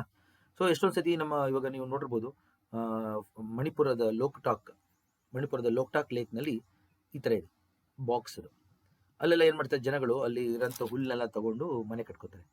ಯಾಕೆಂದರೆ ಅಲ್ಲೆಲ್ಲ ಹುಲ್ಲೆಲ್ಲ ಏನಾಗುತ್ತೆ, ಅದೆಲ್ಲ ತೇಲ್ತಾ ಇರುತ್ತೆ ಹಿಂಗೆ ನೀರ ಮೇಲೆ, ಅದ್ರ ಮೇಲೆ ಮನೆ ಕಟ್ತಾರೆ. ಅದನ್ನು ನಾವು ಫುಮ್ಡಿ ಅಂತ ಕರಿತೀವಿ. ಲೋಕ್ಟಾಕ್ ಲೇಕ್ನಲ್ಲಿ ಇದನ್ನು ಫುಮ್ಡೀಸ್ ಅಂತ ಕರೀತಾರೆ. ಸೊ ಭಾರತದ Loktak lake floating national park ಅಂತ ಕರೀತಾರೆ. ಅಲ್ಲಿ ಲೋಕ್ಟಾಕ್ ಲೇಕ್ನಲ್ಲಿ ಅಲ್ಲೆಲ್ಲ ಹುಲ್ಲೆಲ್ಲ ಇರೋದ್ರಿಂದ ಅದ್ರ ಮೇಲೆಲ್ಲ ಮನೆಗಳು ಕಟ್ಕೋತಾರೆ ಜನ. ಅದ್ರ ಮೇಲೆ ಆ ಗ್ರಾಸ್ನ ತೆಗೆದು ಕಟ್ಟಿ ಅದ್ರ ಮೇಲೆ ಮನೆ ಕಟ್ಬಿಡ್ತಾರೆ.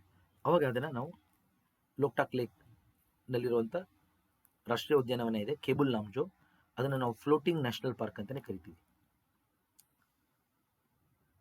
ಕೇಬುಲ್ ಲಾಮ್ಜೋ ಏನಕ್ಕೆ ಅಂತ ಹೇಳ್ತಾ ಇದ್ದೀನಿ ನೋಡಿ. ಕೇಬುಲ್ ಲಾಮ್ಜೋ ನ್ಯಾಷನಲ್ ಪಾರ್ಕ್ ಏನಿದೆ ಮಣಿಪುರದ ಲೋಕ್ಟಾಕ್ ಲೇಕ್ನಲ್ಲಿ, ಅದು ಜಗತ್ತಿನ ಐಕೈಕ ಫ್ಲೋಟಿಂಗ್, ಓಕೆ, ಅಂದರೆ ತೇಲ್ತಾ ಇರುವಂಥ ಒಂದು ರಾಷ್ಟ್ರೀಯ ಉದ್ಯಾನವನ, ಫ್ಲೋಟಿಂಗ್ ನ್ಯಾಷನಲ್ ಪಾರ್ಕ್. ಫುಮ್ಡೀಸ್ ಅಂತ ಕರೀತಾರೆ ಜನಗಳಲ್ಲಿ. ಅದರದ್ದು ಫೋಟೋ ತೋರಿಸ್ತೀನಿ ಇವಾಗ ನೋಡಿ. ಓಕೆ,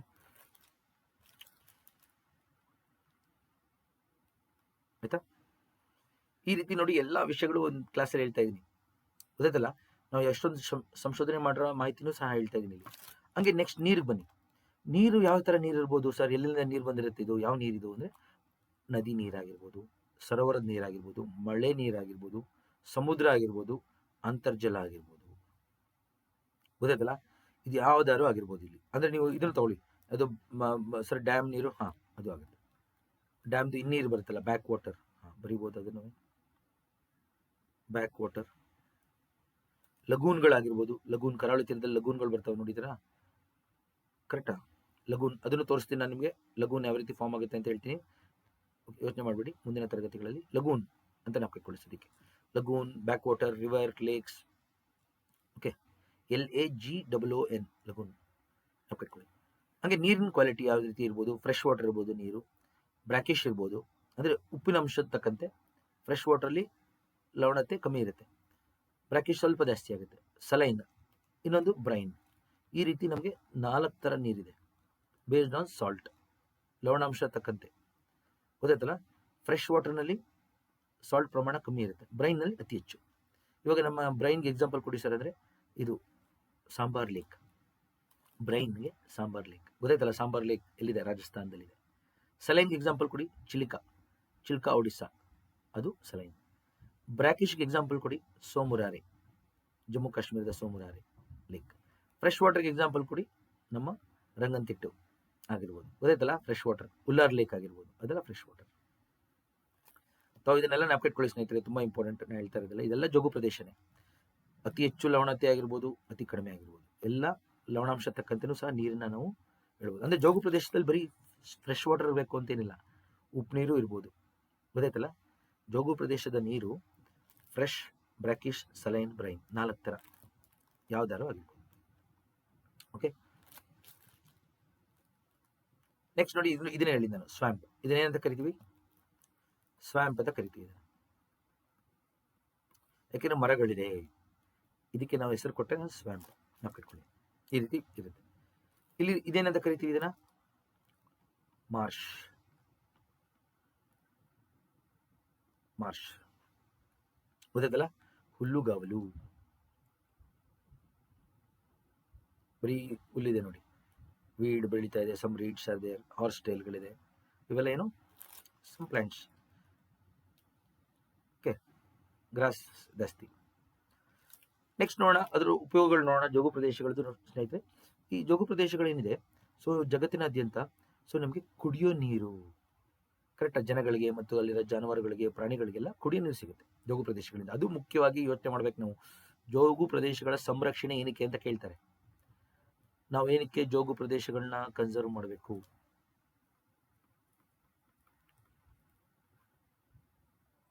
ಜೋಗು ಪ್ರದೇಶಗಳ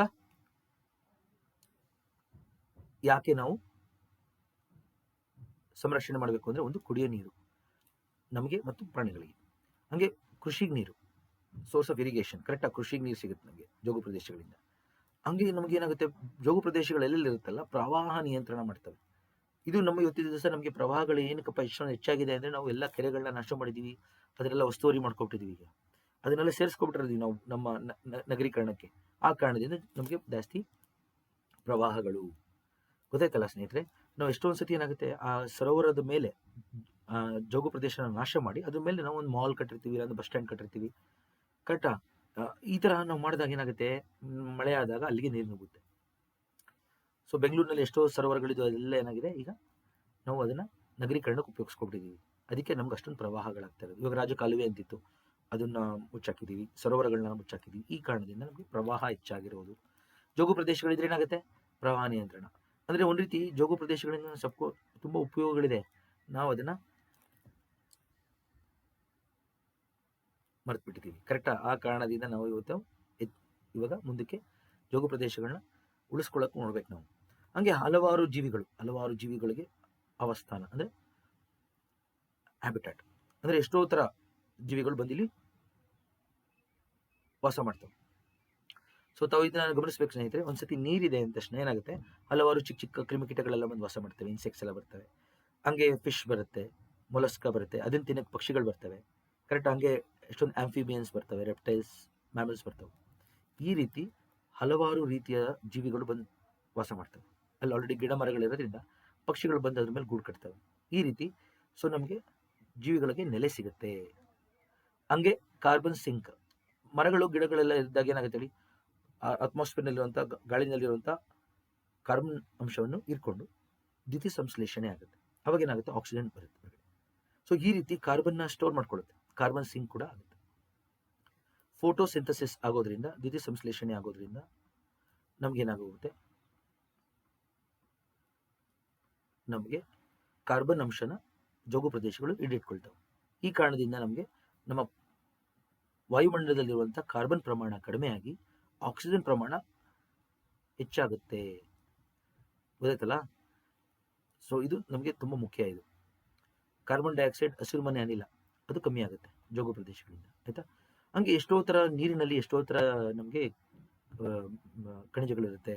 ಮತ್ತು ಎಷ್ಟೋ ಥರ ನಾವು ಕೊಳಚೆ ನೀರನ್ನೆಲ್ಲ ನಾವು ನೀರಿಗೆ ಸೇರಿಸ್ತೀವಿ, ನಗರಗಳಿಂದ, ಕೈಗಾರಿಕೆಗಳಿಂದ ಬರೋದನ್ನೆಲ್ಲ. ಅದನ್ನೆಲ್ಲ ಶುದ್ಧೀಕರಿಸುತ್ತಿದ್ದು ಜೋಗು ಪ್ರದೇಶಗಳಿಗೆ ಇವತ್ತಿನ ದಿವಸ ಏನಾಗೋಗುತ್ತೆ ಅಂದರೆ, ನಗರಗಳಿಂದ ಬರೋಂಥ ನೀರು ಮತ್ತು ಕೈಗಾರಿಕೆಯಿಂದ ಬರೋ ನೀರನ್ನ ಸೇರಿಸ್ತಾ ಇದ್ದೀವಿ. ಈ ಜೋಗು ಪ್ರದೇಶಗಳು ಏನು ಮಾಡ್ತವೆ, ಅಲ್ಲಿ ಜೋಗು ಪ್ರದೇಶಗಳಿರೋ ಗಿಡಗಳು ಏನು ಮಾಡ್ತವೆ, ಆ ನೀರನ್ನ ಸ್ವಚ್ಛಗೊಳಿಸ್ತವೆ. ಗೊತ್ತಾಯ್ತಲ್ಲ? ನಮ್ಮ ದೇಹದಲ್ಲಿ ಯಾವ ರೀತಿ ಕಿಡ್ನಿ ಶುದ್ಧೀಕರಿಸುತ್ತೆ ರಕ್ತನ, ಅದೇ ರೀತಿ ಜೋಗು ಪ್ರದೇಶಗಳು ಭೂಮಿಯ ಮೇಲಿರುವಂಥ ನೀರನ್ನ ಶುದ್ಧಿಗೊಳಿಸ್ತವೆ. ಇಟ್ ಫಿಲ್ಟರ್ಸ್ ವಾಟರ್, ನೀರನ್ನು ಶುದ್ಧೀಕರಿಸುವಂಥ ಕೆಲಸ ಮಾಡ್ತವೆ. ಅದಕ್ಕೆ ನಾನು ಕಿಡ್ನೀಸ್ ಆಫ್ ದಿ ಅರ್ತ್ ಅಂತ ಕರೀತಾರೆ ಇದನ್ನು. UPSC ಎಕ್ಸಾಮಲ್ಲಿ ಕೇಳಿದ್ದಾರೆ ಇದನ್ನು. ಜೋಗು ಪ್ರದೇಶಗಳನ್ನ ಯಾವ ವ್ಯವಸ್ಥೆಯನ್ನು ನಾವು ಕಿಡ್ನಿ ಅಂತ ಕರಿತೀವಿ, ಮೂತ್ರಪಿಂಡಗಳು ಅಂತ ಕರಿತೀವಿ ಅಂತ ಕೇಳಿದ್ದಾರೆ. ಹಾಗೆ ಮಣ್ಣಿನ ಸಂರಕ್ಷಣೆ, ಜೋಗು ಪ್ರದೇಶಗಳು ಎಲ್ಲೆಲ್ಲಿದೆ ಅಲ್ಲೆಲ್ಲ ಏನಾಗುತ್ತೆ, ಮಣ್ಣಿನ ಸವೆತೆಯನ್ನು ಸಹ ತಡೆಯುತ್ತೆ. ಗೊತ್ತಾಯ್ತಲ್ಲ? ಸವಕಳಿ ಆಗೋದನ್ನು ತಡೆಯುತ್ತೆ. ಸಾಯಿಲ್ ಎರೋಷನ್ ಕಮ್ಮಿ ಆಗುತ್ತೆ. ಅದೇ ಜೋಗು ಪ್ರದೇಶಗಳು ಕರಾವಳಿ ತೀರದಲ್ಲಿದ್ರೆ, ಇವಾಗ ನಮ್ಮ ಸುಂದರ್ಬನ್ಸ್ ಆಗಿರ್ಬೋದು, ಚಿಲ್ಕ ಆಗಿರ್ಬೋದು, ಕರಾವಳಿ ತೀರದಲ್ಲಿರುವಂಥ ವೆಂಬನಾಡ್ ಆಗಿರ್ಬೋದು, ಇವೆಲ್ಲ ಏನಾಗುತ್ತೆ, ಈ ಜೋಗು ಪ್ರದೇಶಗಳು ನಮ್ಮ ಸಾಗರ ಮಟ್ಟ ಹೆಚ್ಚಾಗ್ತಾ ಇದೆ ನೋಡಿ, ಸಿ ಲೆವೆಲ್ ಅದನ್ನ ತಡಿಕಡುತ್ತೆ, ಒಂದು ಹಂತಕ್ಕೆ ತರುತ್ತೆ. ಅದು ತುಂಬಾ ಎತ್ತರ ಹೆಚ್ಚಾಗಕ್ಕೆ ಬಿಡಲ್ಲ, ಕರಾವಳಿ ತೀರ ಮುಳುಗಕ್ಕೆ ಬಿಡಲ್ಲ. ಗೊತ್ತಾಯ್ತಲ್ಲ, ಸಮುದ್ರ ಮಟ್ಟ ಹೆಚ್ಚಾಗುವುದನ್ನು ತಡೆಯುತ್ತದೆ. ಓಕೆ, ಸ್ಟೆಬಿಲೈಸ್ ಮಾಡುತ್ತೆ ಕರಾವಳಿ ತೀರನ. ಅಂದ್ರೆ ನೀರಿನ ಮಟ್ಟ ಹೆಚ್ಚಾಗಕ್ಕೆ ಬಿಡಲ್ಲ, ಕರಾವಳಿ ತೀರ ಮುಳುಗಕ್ಕೆ ಬಿಡಲ್ಲ. ಅದು ಜೋಗು ಪ್ರದೇಶಗಳು. ಆ ಮರ ಏನಾಗುತ್ತೆ, ಗಿಡ ಮರಗಳು ಅದನ್ನು ತಡೀತವೆ ನೀರನ್ನ. ಎಷ್ಟು ಒಳ್ಳೆ ಉಪಯೋಗಗಳಿದೆ ನೋಡಿ. ಹಂಗೆ ಕರಾವಳಿ ತೀರದಲ್ಲಿ ಜೋಗು ಪ್ರದೇಶಗಳಿದೆ ಅಂದ್ರೆ ನಮಗೆ ಚಂಡಮಾರುತಗಳು ಮತ್ತು ಸುನಾಮಿಯಿಂದ ಕೂಡ ರಕ್ಷಣೆ ಸಿಗುತ್ತೆ. ಹಲವಾರು ಚಂಡಮಾರುತಗಳು ಮತ್ತು ಸುನಾಮಿಯಿಂದ ನಮಗೆ ರಕ್ಷಣೆ ಸಿಗುತ್ತೆ. ಅದಕ್ಕೆ ಎಲ್ಲೆಲ್ಲಿ ಜೋಗು ಪ್ರದೇಶಗಳು ಇದೆ, ಕರಾವಳಿ ತೀರದಲ್ಲಿ ಮ್ಯಾಂಗ್ರೋವ್ ಗಿಡಗಳಿದೆ, ಅವೆಲ್ಲ ಏನಾಗುತ್ತೆ, ಸುನಾಮಿ ಸೈಕ್ಲೋನ್ನ ತಡೆಬಿಡ್ತಾವಲ್ಲಿ. ನಮ್ಮ ಕರಾವಳಿ ತೀರದಲ್ಲಿರುವಂಥ ಮೀನುಗಾರರಾಗಿರ್ಬೋದು, ನಮ್ಮ ನಗರಗಳಾಗಿರ್ಬೋದು, ಬಂದರುಗಳು ಸುರಕ್ಷಿತವಾಗಿರ್ತವೆ. ಅದಕ್ಕೆ ನಮಗೆ ಜೋಗು ಪ್ರದೇಶಗಳು ಪ್ರಾಮುಖ್ಯತೆ ಹೆಚ್ಚಿದೆ ಸ್ನೇಹಿತರೆ. ಕೊನೆಗೆ ಪ್ರವಾಸೋದ್ಯಮ. ಇಲ್ಲಿ ಹಲವಾರು ರೀತಿಯಾದ ಪಕ್ಷಿಗಳಿರೋದ್ರಿಂದ, ಜೀವಿಗಳಿರೋದ್ರಿಂದ ಜನಗಳು ಬರ್ತಾರೆ ನೋಡೋಕ್ಕೆ ಅಂತಾನೆ. ಅದರಿಂದ ನಮಗೆ ಅಲ್ಲಿರೋಂಥ ಜನಗಳಿಗೆ ಸ್ವ ಉದ್ಯೋಗ, ಸ್ವರೋಜ್ಗಾರ ಕೆಲಸ ಸಿಗುತ್ತೆ. ಹಂಗೆ ಗೌರ್ಮೆಂಟ್ಗೆ ಆದಾಯ ಬರುತ್ತೆ. ಗೊತ್ತಾಯ್ತಲ್ಲ. ಸೊ ಈ ಕಾರಣದಿಂದ ನಾವು ಮುಂದಕ್ಕೆ ಜೋಗು ಪ್ರದೇಶಗಳ ಸಂರಕ್ಷಣೆ ಮಾಡಬೇಕು, ಒಂದು. ಜೊತೆಗೆ ಎರಡು, ಇದರಿಂದ ಯಾವ ರೀತಿ ಉಪಯೋಗ ಇದೆ ಅಂತ ಜನಗಳಲ್ಲಿ ಅರಿವು ಮೂಡಿಸ್ಬೇಕು. ಗೊತ್ತಾಯ್ತಲ್ವ. ಈಗ ಕರ್ನಾಟಕ 4 ಸ್ಥಾನದಲ್ಲಿದೆ, 4 ಕರ್ನಾಟಕದಲ್ಲಿ. ಇನ್ನೂ ಮುಂದಕ್ಕೆ ಹೋಗ್ತಾ ಹೋದಂಗೆ ಒಂದು 100ಕ್ಕಿಂತ ಹೆಚ್ಚು ಜೋಗು ಪ್ರದೇಶ ಕರ್ನಾಟಕದಲ್ಲಿ ಇರಬೇಕು. ಭಾರತ ವಿಶ್ವದಲ್ಲೇ ಅತಿ ಹೆಚ್ಚು ಜೋಗು ಪ್ರದೇಶಗಳ ನಾಡಾಗಬೇಕು. ಗೊತ್ತಾಯ್ತಲ್ಲ. ಈ ರೀತಿ ನಾವು ಹೋಗ್ತಾ ಹೋದಂಗೆ ನಮ್ಮ ಪರಿಸರ ಶುದ್ಧಿ ಆದಷ್ಟು ಏನಾಗುತ್ತೆ, ನಮ್ಮ ಆರ್ಥಿಕ ವ್ಯವಸ್ಥೆನೂ ಸಹ ಶುದ್ಧಿ ಆಗುತ್ತೆ. ನಾವು ಹೇಳ್ತೀವಲ್ಲ, ಶುದ್ಧ ಪರಿಸರ ಒಳ್ಳೆ ಆರ್ಥಿಕತೆಯ ಲಕ್ಷಣ ಅಂತ. Correct. Healthy environment is healthy economy. ಪರಿಸರ ಚೆನ್ನಾಗಿದ್ದಷ್ಟು ನಮ್ಮ ಆರ್ಥಿಕ ವ್ಯವಸ್ಥೆ ಏನಿದೆ, ಎಕನಾಮಿಕ್ ಕೂಡ ಚೆನ್ನಾಗಿರುತ್ತೆ. ಯಾಕೆಂದರೆ ಆರ್ಥಿಕ ವ್ಯವಸ್ಥೆ ಚೆನ್ನಾಗಿರಬೇಕು ಅಂದ್ರೇನು, ಇವೆಲ್ಲ ಒಂದು ಲಕ್ಷಣಗಳು. ಗೊತ್ತಾಯ್ತಲ್ಲ. ಸೊ ಈ ರೀತಿ ನಾವು ಇದನ್ನು ಡಿಸ್ಕಸ್ ಮಾಡೋಣ ಮುಂದಕ್ಕೆ. ನೆಕ್ಸ್ಟ್ ನೋಡಿ ಸ್ನೇಹಿತರೆ, ಭಾರತದಲ್ಲಿರುವಂಥ ಜೋಗು ಪ್ರದೇಶಗಳು ಎಷ್ಟಿದೆ ಈಗ ಇವತ್ತಿನ ತಾರೀಖು ಪ್ರಕಾರ, ಆಸ್ ಆಫ್ 2 ಫೆಬ್ರವರಿ 2024 ಪ್ರಕಾರ ಇವತ್ತಿನ ತಾರೀಕು 80 ಇದೆ. ಅದನ್ನೆಲ್ಲ ನಾವು ಈ ಪಟ್ಟಿ ಕೊಟ್ಬಿಟ್ಟಿದೆ ನೋಡಿ, ಇವತ್ತಿನ ಪಟ್ಟಿ ಇದು ನೋಡಿ, ಎಲ್ಲೆಲ್ಲಿದೆ ಅಂತ ಹೇಳಿ ಎಲ್ಲ ಜಾಗಗಳು ನಂಬರ್ ಹಾಕಿದ್ದೀವಿ, ಮತ್ತು ಅದರದ್ದು ಯಾವತ್ತು ಬಂತು ಮತ್ತು ಇಲ್ಲಿದೆ. ಮೊದಲ 2 ನಾವು ಕಟ್ಕೊಳ್ಳಿ ಸಾಕು ನೀವು ಇವಾಗ ಸದ್ಯಕ್ಕೆ. ಓಕೆ, ಮೊದಲ 2 1981 ಭಾರತದಲ್ಲಿ ಮೊದಲ ಜೋಗು ಪ್ರದೇಶ 1981ನಲ್ಲಿ ಕೇವಲೋದೇವ್ ನ್ಯಾಷನಲ್ ಪಾರ್ಕ್, ರಾಜಸ್ಥಾನ್, ಮತ್ತು ಚಿಲ್ಕ. ಕೇವಲದೇವ್ ನ್ಯಾಷನಲ್ ಪಾರ್ಕ್ ಗಮನಿಸಿ ಎಲ್ಲರೂ, ಇಲ್ಲಿ ರಾಜಸ್ಥಾನದಲ್ಲಿ ಬರುತ್ತೆ ಸ್ನೇಹಿತರೆ ಇದು. ಓಕೆ, ಸ್ಪೆಲ್ಲಿಂಗ್ ನೀವು ಎಲ್ಲರೂ ಓದಿದಾಗ ಇದನ್ನು KEOLADEO ಅಂತೇಳಿ ಕೊಟ್ಟಿದ್ದಾರೆ ಸ್ಪೆಲ್ಲಿಂಗ್. ಓಕೆ, ಇದನ್ನ ಉಚ್ಚಾರಣೆ ಕೇವಲೋದೇವ್. ಕೇವಲೋದೇವ್ ಅಂದ್ರೇನು, ಒನ್ ಗಾಡ್ ಅಂತ. ಅಲ್ಲಿ ಕೇವಲೋದೇವ್ ನ್ಯಾಷನಲ್ ಪಾರ್ಕ್ ಒಳಗೆ ಹೋದ್ರೆ ಒಂದು ದೇವಸ್ಥಾನ ಇದೆ, ಆ ದೇವಸ್ಥಾನದಲ್ಲಿರುವಂಥ ದೇವರೇ ಈಶ್ವರ. ಅದಕ್ಕೋಸ್ಕರ ಅಲ್ಲಿರುವಂಥ ಒನ್ ಗಾಡ್ ಅಂತೇಳಿ ಕೇವಲದೇವ್ ಅಂತೇಳಿ ಜನಗಳು ಕರೀತಾರೆ. ಈ ಬ್ರಿಟಿಷರ್ಸ್ ಏನು ಮಾಡಿಬಿಟ್ರು, ಅವ್ರಿಗೆ ಸ್ಪೆಲ್ಲಿಂಗ್ ಬರದೆ ಈ ಥರ ಬರೆದಿದ್ದಾರೆ, ಕೇವಲೋದೇವ್ ಅಂತೇಳಿ ರಾಜಸ್ಥಾನಿ ಭಾಷೆನಲ್ಲಿ ಬರೆಯಕ್ಕೆ ಅದನ್ನ ಕರೆಕ್ಟಾಗಿ ಅನುವಾದ ಮಾಡಿದೆ ಅವರು, ಕ್ಯೂಲಾದಿಯೋ ಅಂತೇಳಿ ಆಗೋಗಿದೆ. ಅದು ಕೇವಲೋದೇವ್ ಅಂತೇಳಿ ಉಚ್ಚಾರಣೆ ಮಾಡಬೇಕು. ಇದು ಮೊದಲನೇದು ಭಾರತದ 1981ನಲ್ಲಿ ಮೊದಲ ರಾಮ್ಸರ್ ಜೋಗು ಪ್ರದೇಶ ಇದು. ಇನ್ನೊಂದು ಅದು ಮೊದಲನೇ ಸ್ಥಾನಕ್ಕೆ ಸೇರುತ್ತೆ ಈಗ, ಅದು ಚಿಲ್ಕಾ ಲೇಕ್ ಅಂತ ಏನಿದೆ, ಇವೆರಡನ್ನ ಮೊದಲ 2 ಅಂತ ಕರಿತೀವಿ. ಚಿಲ್ಕಾ ಅಥವಾ ಚಿಲಿಕಾ, ಎಷ್ಟೊಂದು ಜನ ಚಿಲ್ಕಾ ಅಂತಾರೆ, ಅದನ್ನ ಒಡಿಶಾ ಜನಗಳು ಅದನ್ನ ಚಿಲಿಕಾ ಅಂತ ಕರೀತಾರೆ. ಆಯ್ತಾ. ಇದು ಒಡಿಶಾ ರಾಜ್ಯದಲ್ಲಿದೆ. ಇದು ಭಾರತದ ಅತಿ ದೊಡ್ಡ ಸರೋವರ. ಓಕೆ, ಲವಣಾಂಶ ಇರುವಂಥ ಸರೋವರ ಸಲೈನ್ ಲೇಕ್, ಭಾರತದ ಅತಿ ದೊಡ್ಡ ಸರೋವರ ಚಿಲ್ಕಾ.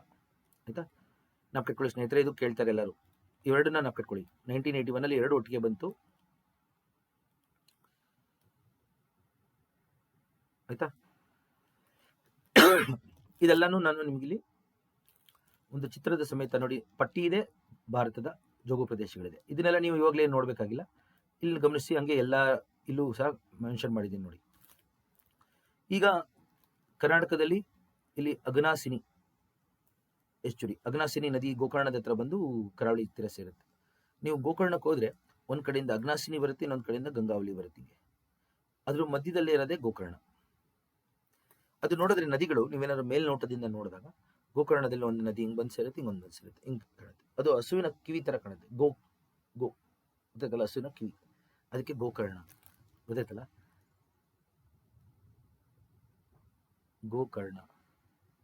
ಗೋಕರ್ಣ ಏನಿದೆ ಅದು ಹಸುವಿನ ಕಿವಿ ತರ ಕಾಣುತ್ತೆ, ಅದಕ್ಕೋಸ್ಕರ ಗೋಕರ್ಣ ಅಂತ ಒಂದು ಹೆಸರು ಬಂದಿರೋ ರೀತಿ. ಅಘನಾಸಿನಿ ನದಿ ಇದೆ ನೋಡಿ, ಅದು ಗೊತ್ತಾಯ್ತಲ್ಲ. ಸೊ ಇದೊಂದು ನಾವು ಕಟ್ಕೊಳ್ಳಿ. ಓಕೆ, ಸೊ ಇವಾಗ ಬಂದಿರುವಂಥದ್ದು ಪಟ್ಟಿ ಸಹ ನಾವು ತೋರಿಸ್ತೀನಿ, ಕರ್ನಾಟಕದಲ್ಲಿ ಎಲ್ಲೆಲ್ಲಿ ಇದೆ ಅಂತೇಳಿ. ಸೊ ತಾವು ಇಲ್ಲಿ ಗಮನಿಸಬೇಕು. ಕರ್ನಾಟಕದಲ್ಲಿ ಇವಾಗ ಇಲ್ಲಿ ಹಾಕಿದೆ ನೋಡಿ, ಇಲ್ಲಿ ಕರ್ನಾಟಕದಲ್ಲಿ ನೋಡಿ ಅಘನಾಸಿನಿ ಒಂದು, ಇನ್ನೊಂದು ನೋಡಿ ಅಂಕಸಮುದ್ರ ಬರ್ಡ್ ಕನ್ಸರ್ವೇಷನ್ ರಿಸರ್ವ್, ಆಯ್ತಾ, ಇದನ್ನ ಹಾಕಿಟ್ಕೊಳ್ಳಿ. ಇನ್ನೊಂದು ಮಾಗಡಿ ಕೆರೆ ಕನ್ಸರ್ವೇಷನ್ ರಿಸರ್ವ್, ಇನ್ನೊಂದು ರಂಗನತಿಟ್ಟು. ಇವು 4 ತಾವು ಇಲ್ಲಿ ಗಮನಿಸಿ. ಓಕೆ ನೋಡಿ, ಮಾರ್ಚ್ 1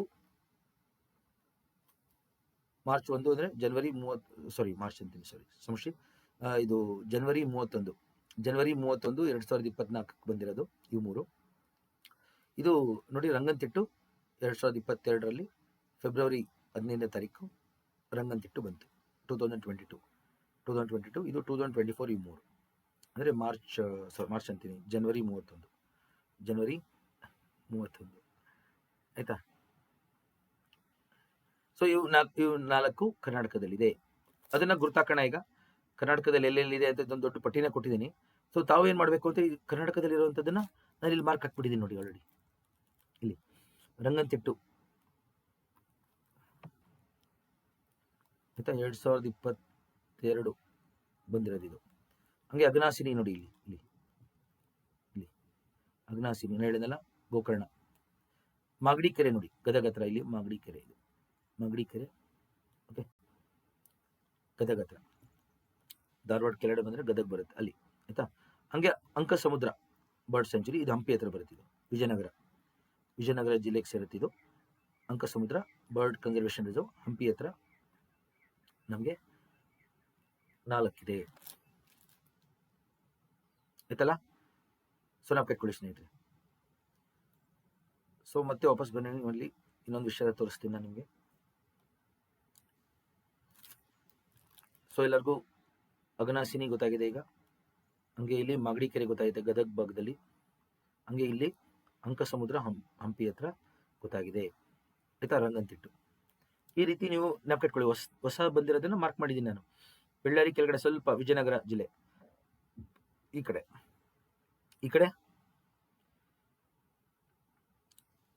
ಇಲ್ಲಿ ನೋಡಿ ಮಾಗಡಿ ಕೆರೆ, ಇಲ್ಲಿ ಅಘನಾಸಿನಿ, ಈ ರೀತಿ.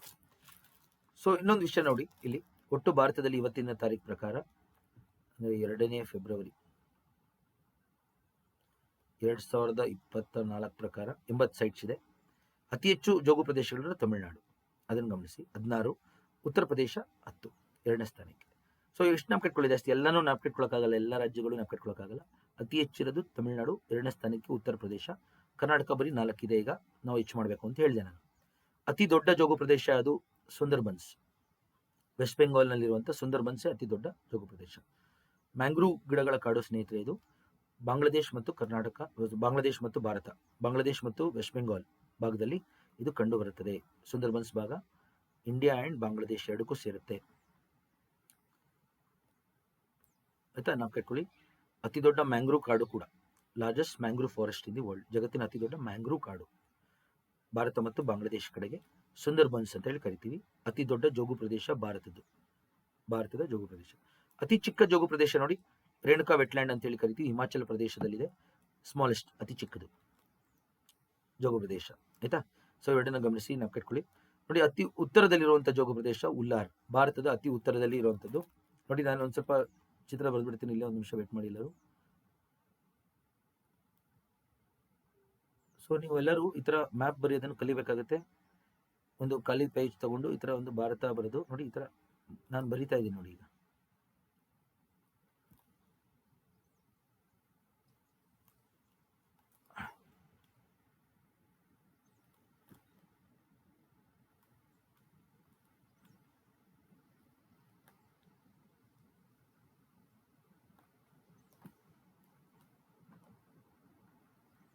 ಈ ಥರ ಬರಿಬೇಕು ಭಾರತದ್ದು ಮ್ಯಾಪ್ ತಾವೆಲ್ಲರೂ.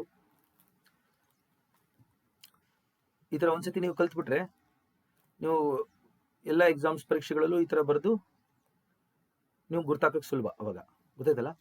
ಈಗ ನೋಡಿ ಗುರ್ತಾಕೋಣ ಒಂದೊಂದಾಗಿ. ಅತಿ ಉತ್ತರದಲ್ಲಿರೋದು ಇಲ್ಲಿ ಉಲ್ಲಾರ್ ಲೇಕ್. ಅತಿ ಉತ್ತರ, ಭಾರತದ ಉತ್ತರ ಭಾಗದಲ್ಲಿ ಉಲ್ಲಾರ್ ಲೇಕ್ ಇದೆ. ಅತಿ ಉತ್ತರದ ಜೌಗು ಪ್ರದೇಶ ಹೇಳ್ತಾ ಇದ್ದೀನಿ. ಭಾರತದ ಉತ್ತರ ಭಾಗ ಇದು.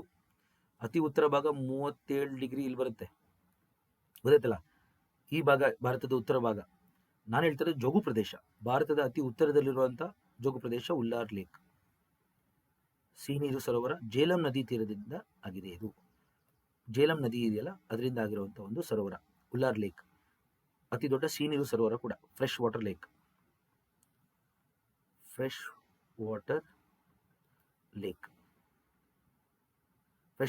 ಇದು ಉಲ್ಲಾರ್ ಲೇಕ್. ಆಯ್ತಾ. ಅತಿ ದಕ್ಷಿಣದು ಇಲ್ಲಿ ಬರುತ್ತೆ, ಈ ಭಾಗದಲ್ಲಿ. ಅತಿ ದಕ್ಷಿಣದು ಆಲ್ಮೋಸ್ಟ್ ಕನ್ಯಾಕುಮಾರಿ ಹತ್ರ ಸುಚಿಂದ್ರಂ ತರೂರ್ ಅಂತ ಹೇಳಿ, ತಮಿಳುನಾಡಲ್ಲಿ ಸುಚಿಂದ್ರಂ ತರೂರ್ ತಮಿಳುನಾಡಿನಲ್ಲಿದೆ. ಅತಿ ದಕ್ಷಿಣದ ಜೋಗು ಪ್ರದೇಶ ಭಾರತದ್ದು. ಅತಿ ಪಶ್ಚಿಮದ್ದು ಇಲ್ಲಿ ಬರುತ್ತೆ ನೋಡಿ. ಓಕೆ, ಅತಿ ಪಶ್ಚಿಮದಲ್ಲಿರೋದು ಕಿಜಾಡಿಯಾ ಅಂತ ಹೇಳಿ ಬರ್ಡ್ ಸ್ಯಾಂಚುರಿ ಇಲ್ಲಿ ಬರ್ತಾ ಇದೆ ನೋಡಿ. ಇಲ್ಲಿ ಮಾರ್ಕ್ ಮಾಡ್ತಾ ಇದ್ದೀನಿ, ಕಿಜಾಡಿಯಾ.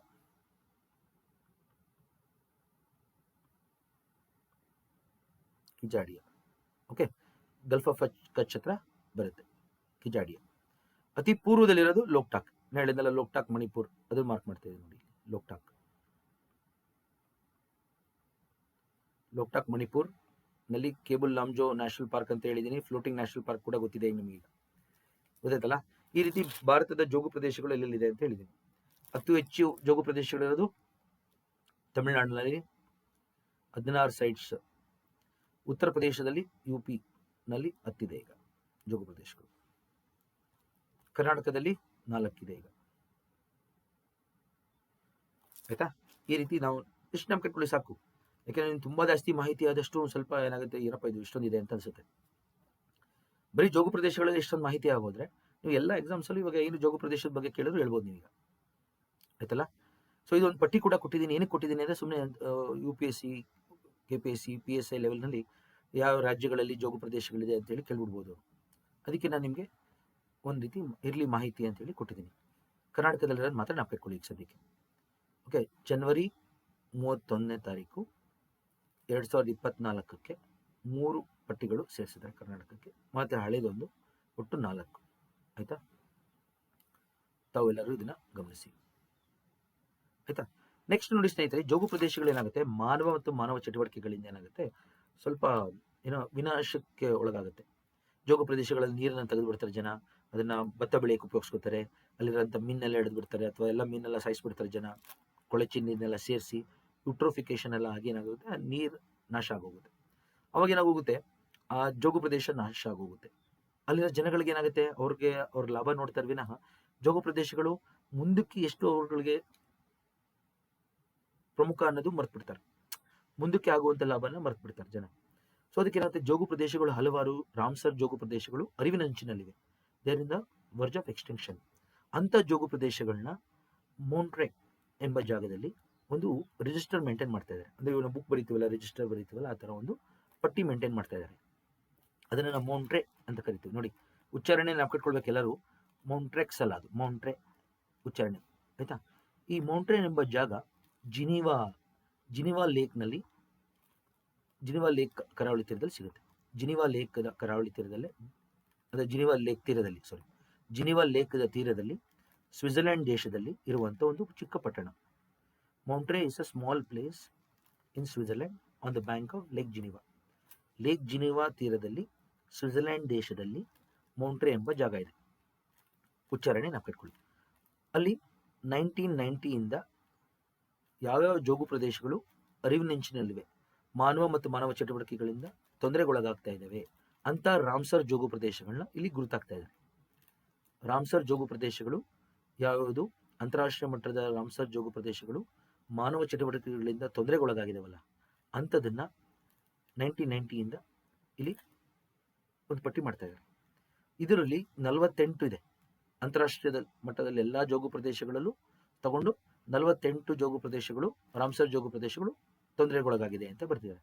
ಅದರಲ್ಲಿ 2 ಭಾರತದ್ದು, ಒಂದು ಲೋಕ್ಟಾಕ್, ಇನ್ನೊಂದು ಕೇವ್ಲೋದಿಯೋ. ಹೇಳಿದ್ನಲ್ಲ, ಲೋಕ್ಟಾಕ್ ಲೇಕ್ ಮಣಿಪುರ್, ಅದು ತೊಂದರೆಗೊಳಗಾಗಿದೆ ಈಗ. ಇನ್ನೊಂದು ಕೇವ್ಲೋದಿಯೋ ಅಂತ ಹೇಳಿದ್ನಲ್ಲ, ಗಾನಾ ಅಂತ ಕರೀತಾರೆ ಅದನ್ನು, ರಾಜಸ್ಥಾನ್ ಭರತ್ಪುರ್ನಲ್ಲಿ ಬರುತ್ತಿದ್ದು. ರಾಜಸ್ಥಾನದ ಭರತ್ಪುರ್ ಜಿಲ್ಲೆಗೆ ಸೇರುತ್ತೆ ರಾಜಸ್ಥಾನ್. ಕೇವ್ಲೋದಿಯೋ ಮತ್ತು ಲೋಕ್ಟಾಕ್. ಇನ್ನೊಂದಿತ್ತು ಚಿಲ್ಕಾ ಅಂತಿತ್ತು, ಅದು ಈ ಪಟ್ಟಿನಲ್ಲಿ ಇತ್ತು, ಅದು ತೆಗೆದಿದ್ದಾರೆ ಈಗ. ಚಿಲ್ಕಾ ಲೇಕ್ ಏನಿದೆ ಅದು ಕೂಡ ಮೌಂಟ್ರೆ ರೆಕಾರ್ಡ್ಗೆ ಸೇರ್ಬಿಟ್ಟಿತ್ತು, ತೊಂದರೆಗೊಳಗಾಗಿದೆ ಇದು ಅಂತೇಳಿ, ಆಯ್ತಾ, ವಿನಾಶಕ್ಕೊಳಗಾಗಿದೆ ಅಂತೇಳಿ. ಅದನ್ನ ಈಗ IIT ಮಡ್ರಾಸ್ ಅವರು ಹೋಗಿ ಅದನ್ನೆಲ್ಲ ಸ್ವಚ್ಛತಾ ಕಾರ್ಯಕ್ರಮಗಳನ್ನೆಲ್ಲ ಮಾಡಿ ಮತ್ತೆ ಅದನ್ನ ಮೊದಲ ಸ್ಥಿತಿಗೆ ತಂದಿದ್ದಾರೆ. ಸೊ ಚಿಲ್ಕಾ ಲೇಕ್ ಈಗ ಏನಾಗಿದೆ, ಅದು ಈ ಮೌಂಟ್ರೆ ರೆಕಾರ್ಡಿಂದ ಹೊರ ಬಂದಿದೆ. ಸೊ ಮೌಂಟ್ರೆ ಭಾಗ ಎಲ್ಲಿದೆ ನೋಡಿ, ಇಲ್ಲಿ ಸ್ವಿಟ್ಜರ್ಲೆಂಡ್ ಮ್ಯಾಪ್ ಇದೆ ನೋಡಿ, ಇದು ಸ್ವಿಟ್ಜರ್ಲೆಂಡ್ ದೇಶ. ಸ್ವಿಟ್ಜರ್ಲೆಂಡ್ ದೇಶದಲ್ಲಿ ಬರ್ನ್ ಕ್ಯಾಪಿಟಲ್, ಬರ್ನ್ ಹೆಂಗ್ ಉಚ್ಚಾರಣೆ ಮಾಡಬೇಕು, ಬರ್ನ್ ಉಚ್ಚಾರಣೆ, ಅದು ರಾಜಧಾನಿ. ಜಿನೀವಾ ಇಲ್ಲಿ ನೋಡಿ, ಜಿನೀವಾ ಲೇಕ್ ಇಲ್ಲಿದೆ ನೋಡಿ, ಜಿನೀವಾ ಲೇಕ್ ಇದು. ಆ ಲೇಕ್ ಜಿನೀವಾ ತೀರದಲ್ಲೇ ಗಮನಿಸಿ, ಇಲ್ಲಿ ಮೌಂಟ್ರೆ ಇಲ್ಲಿ ಬರುತ್ತೆ. ಮೌಂಟ್ರೆ ಎಂಬುದು ಏನಿದೆ, ಒಂದು ಜಾಗ ಸ್ವಿಟ್ಜರ್ಲೆಂಡ್ ನಲ್ಲಿ, ಲೇಕ್ ಜಿನೀವಾ ತೀರದಲ್ಲಿ ಅಷ್ಟೇ. ಇಲ್ಲಿ ಒಂದು ರಿಜಿಸ್ಟರ್ ಮೇಂಟೈನ್ ಮಾಡ್ತಾ ಇದ್ದಾರೆ. ಆಯ್ತು, 2 ನೋಡಿ ಒಟ್ಟಿಗೆ. ಭಾರತ ಇಲ್ಲಿದೆ, ಒಂದು ಲೇಸರ್ ಪಾಯಿಂಟರ್ ತಗೋತೀನಿ ನೋಡ್ರಿ, ಇಲ್ಲಿ ಭಾರತ, ಇದು ನಾವು ಇಲ್ಲಿದ್ದೀವಿ ಭಾರತದಿಂದ ಬಂದರೆ ಇರಾನ್ನಲ್ಲಿ ರಾಮ್ಸರ್ ನೋಡಿ, ಕ್ಯಾಸ್ಪಿಯನ್ ಸರೋವರದ ತೀರದಲ್ಲಿ ರಾಮ್ಸರ್, ಕ್ಯಾಸ್ಪಿಯನ್ ದಕ್ಷಿಣಕ್ಕೆ. ಎಕ್ಸಾಂಪಲ್ ಏನು ಮಾಡ್ಬೋದು, ರಾಮ್ಸರ್ ಯಾವ ದೇಶದಲ್ಲಿದೆ, ಇರಾನ್. ಯಾವ ಸರೋವರದ ದಕ್ಷಿಣಕ್ಕೆ, ಕ್ಯಾಸ್ಪಿಯನ್ ದಕ್ಷಿಣಕ್ಕೆ ನೋಡಿ, ಆಯ್ತಾ, ತೆಹರಾನಿಂದ ಸ್ವಲ್ಪ ಮೇಲೆ, ಹಾಗೆ ಇಲ್ಲಿ ನೋಡಿ ಮೌಂಟ್ರೆ ಇಲ್ಲಿ ಬರುತ್ತೆ, ಸ್ವಿಟ್ಜರ್ಲೆಂಡ್ನಲ್ಲಿ ಬರುತ್ತೆ, ಸ್ವಿಟ್ಜರ್ಲೆಂಡ್ನಲ್ಲಿ ಮೌಂಟ್ರೆ. ನಾವು ಕಟ್ಕೊಳ್ಳಿ, ಇದನ್ನು ಕೇಳ್ತಾರೆ. ಓಕೆ, ಮೌಂಟ್ರೆ ರೆಕಾರ್ಡ್ ಅಂದ್ರೆ ಏನು ಅಂತ. ಕರ್ನಾಟಕದಲ್ಲಿರುವಂಥ ಜೋಗು ಪ್ರದೇಶಗಳನ್ನ ಆಲ್ರೆಡಿ ತೋರಿಸಿದ್ದೀನಿ, ಮರಿಬೇಡಿ ಆಯ್ತಾ. 4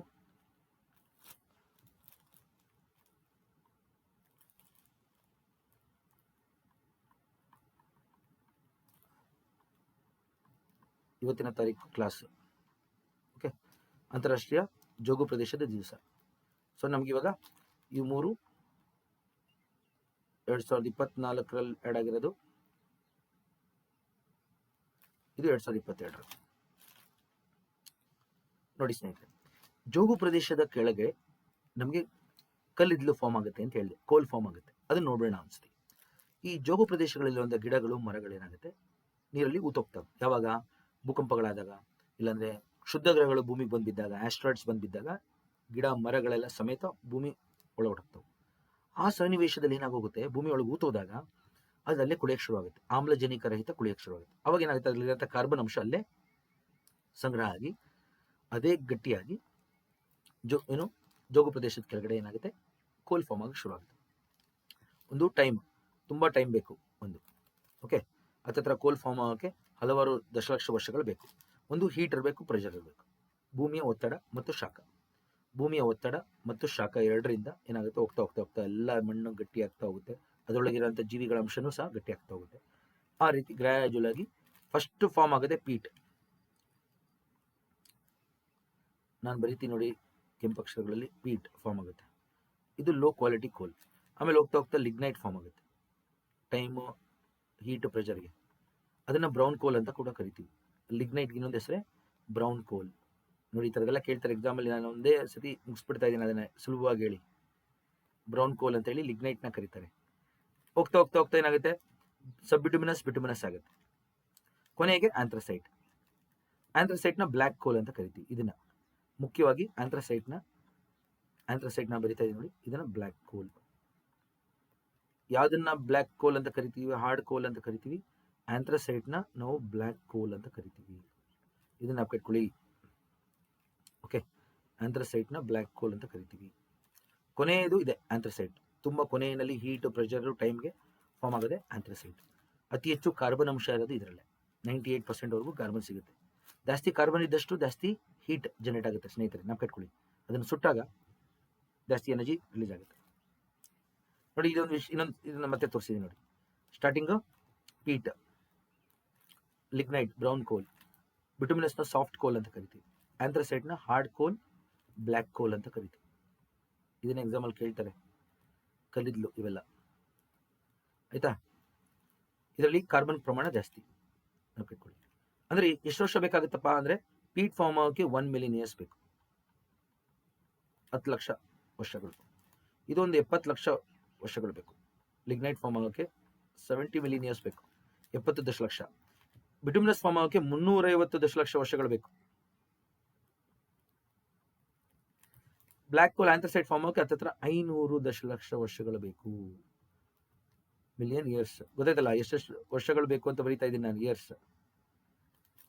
ಇಯರ್ಸ್ ಇವೆಲ್ಲ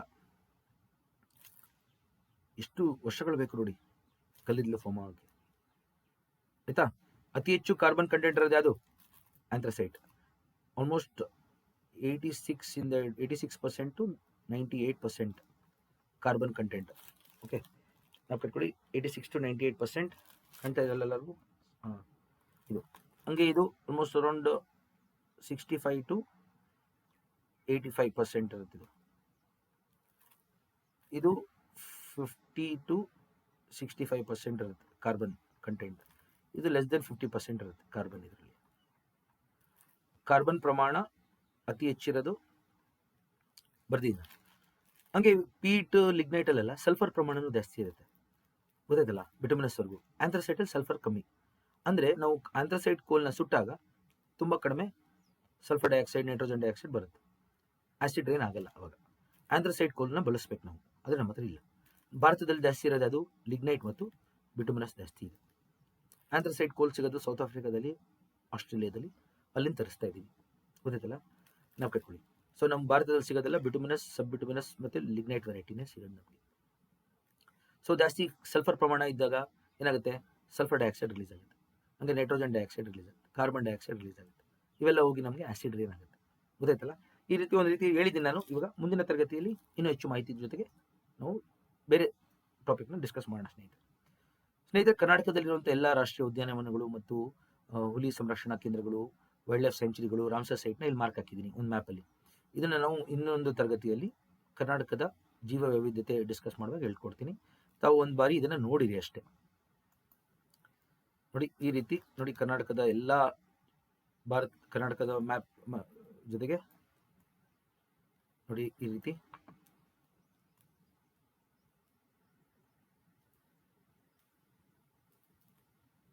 ಮ್ಯಾಪ್ ಮುಖಾಂತರ ತೋರಿಸ್ತಾ ಇದ್ದೀನಿ.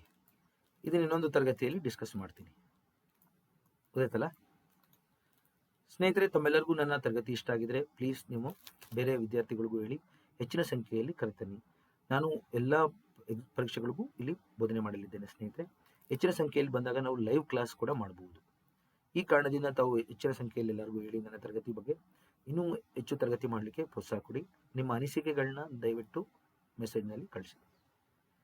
ಸೊ ನಿಮ್ಮ ಟೆಲಿಗ್ರಾಮ್ ಗ್ರೂಪಲ್ಲಿ ಆಗಿರ್ಬೋದು, ವಾಟ್ಸಪ್ ಗ್ರೂಪಲ್ಲಿ ಎಲ್ಲರಿಗೂ ಕಳಿಸಿ ಸ್ನೇಹಿತರೆ. ಧನ್ಯವಾದಗಳು.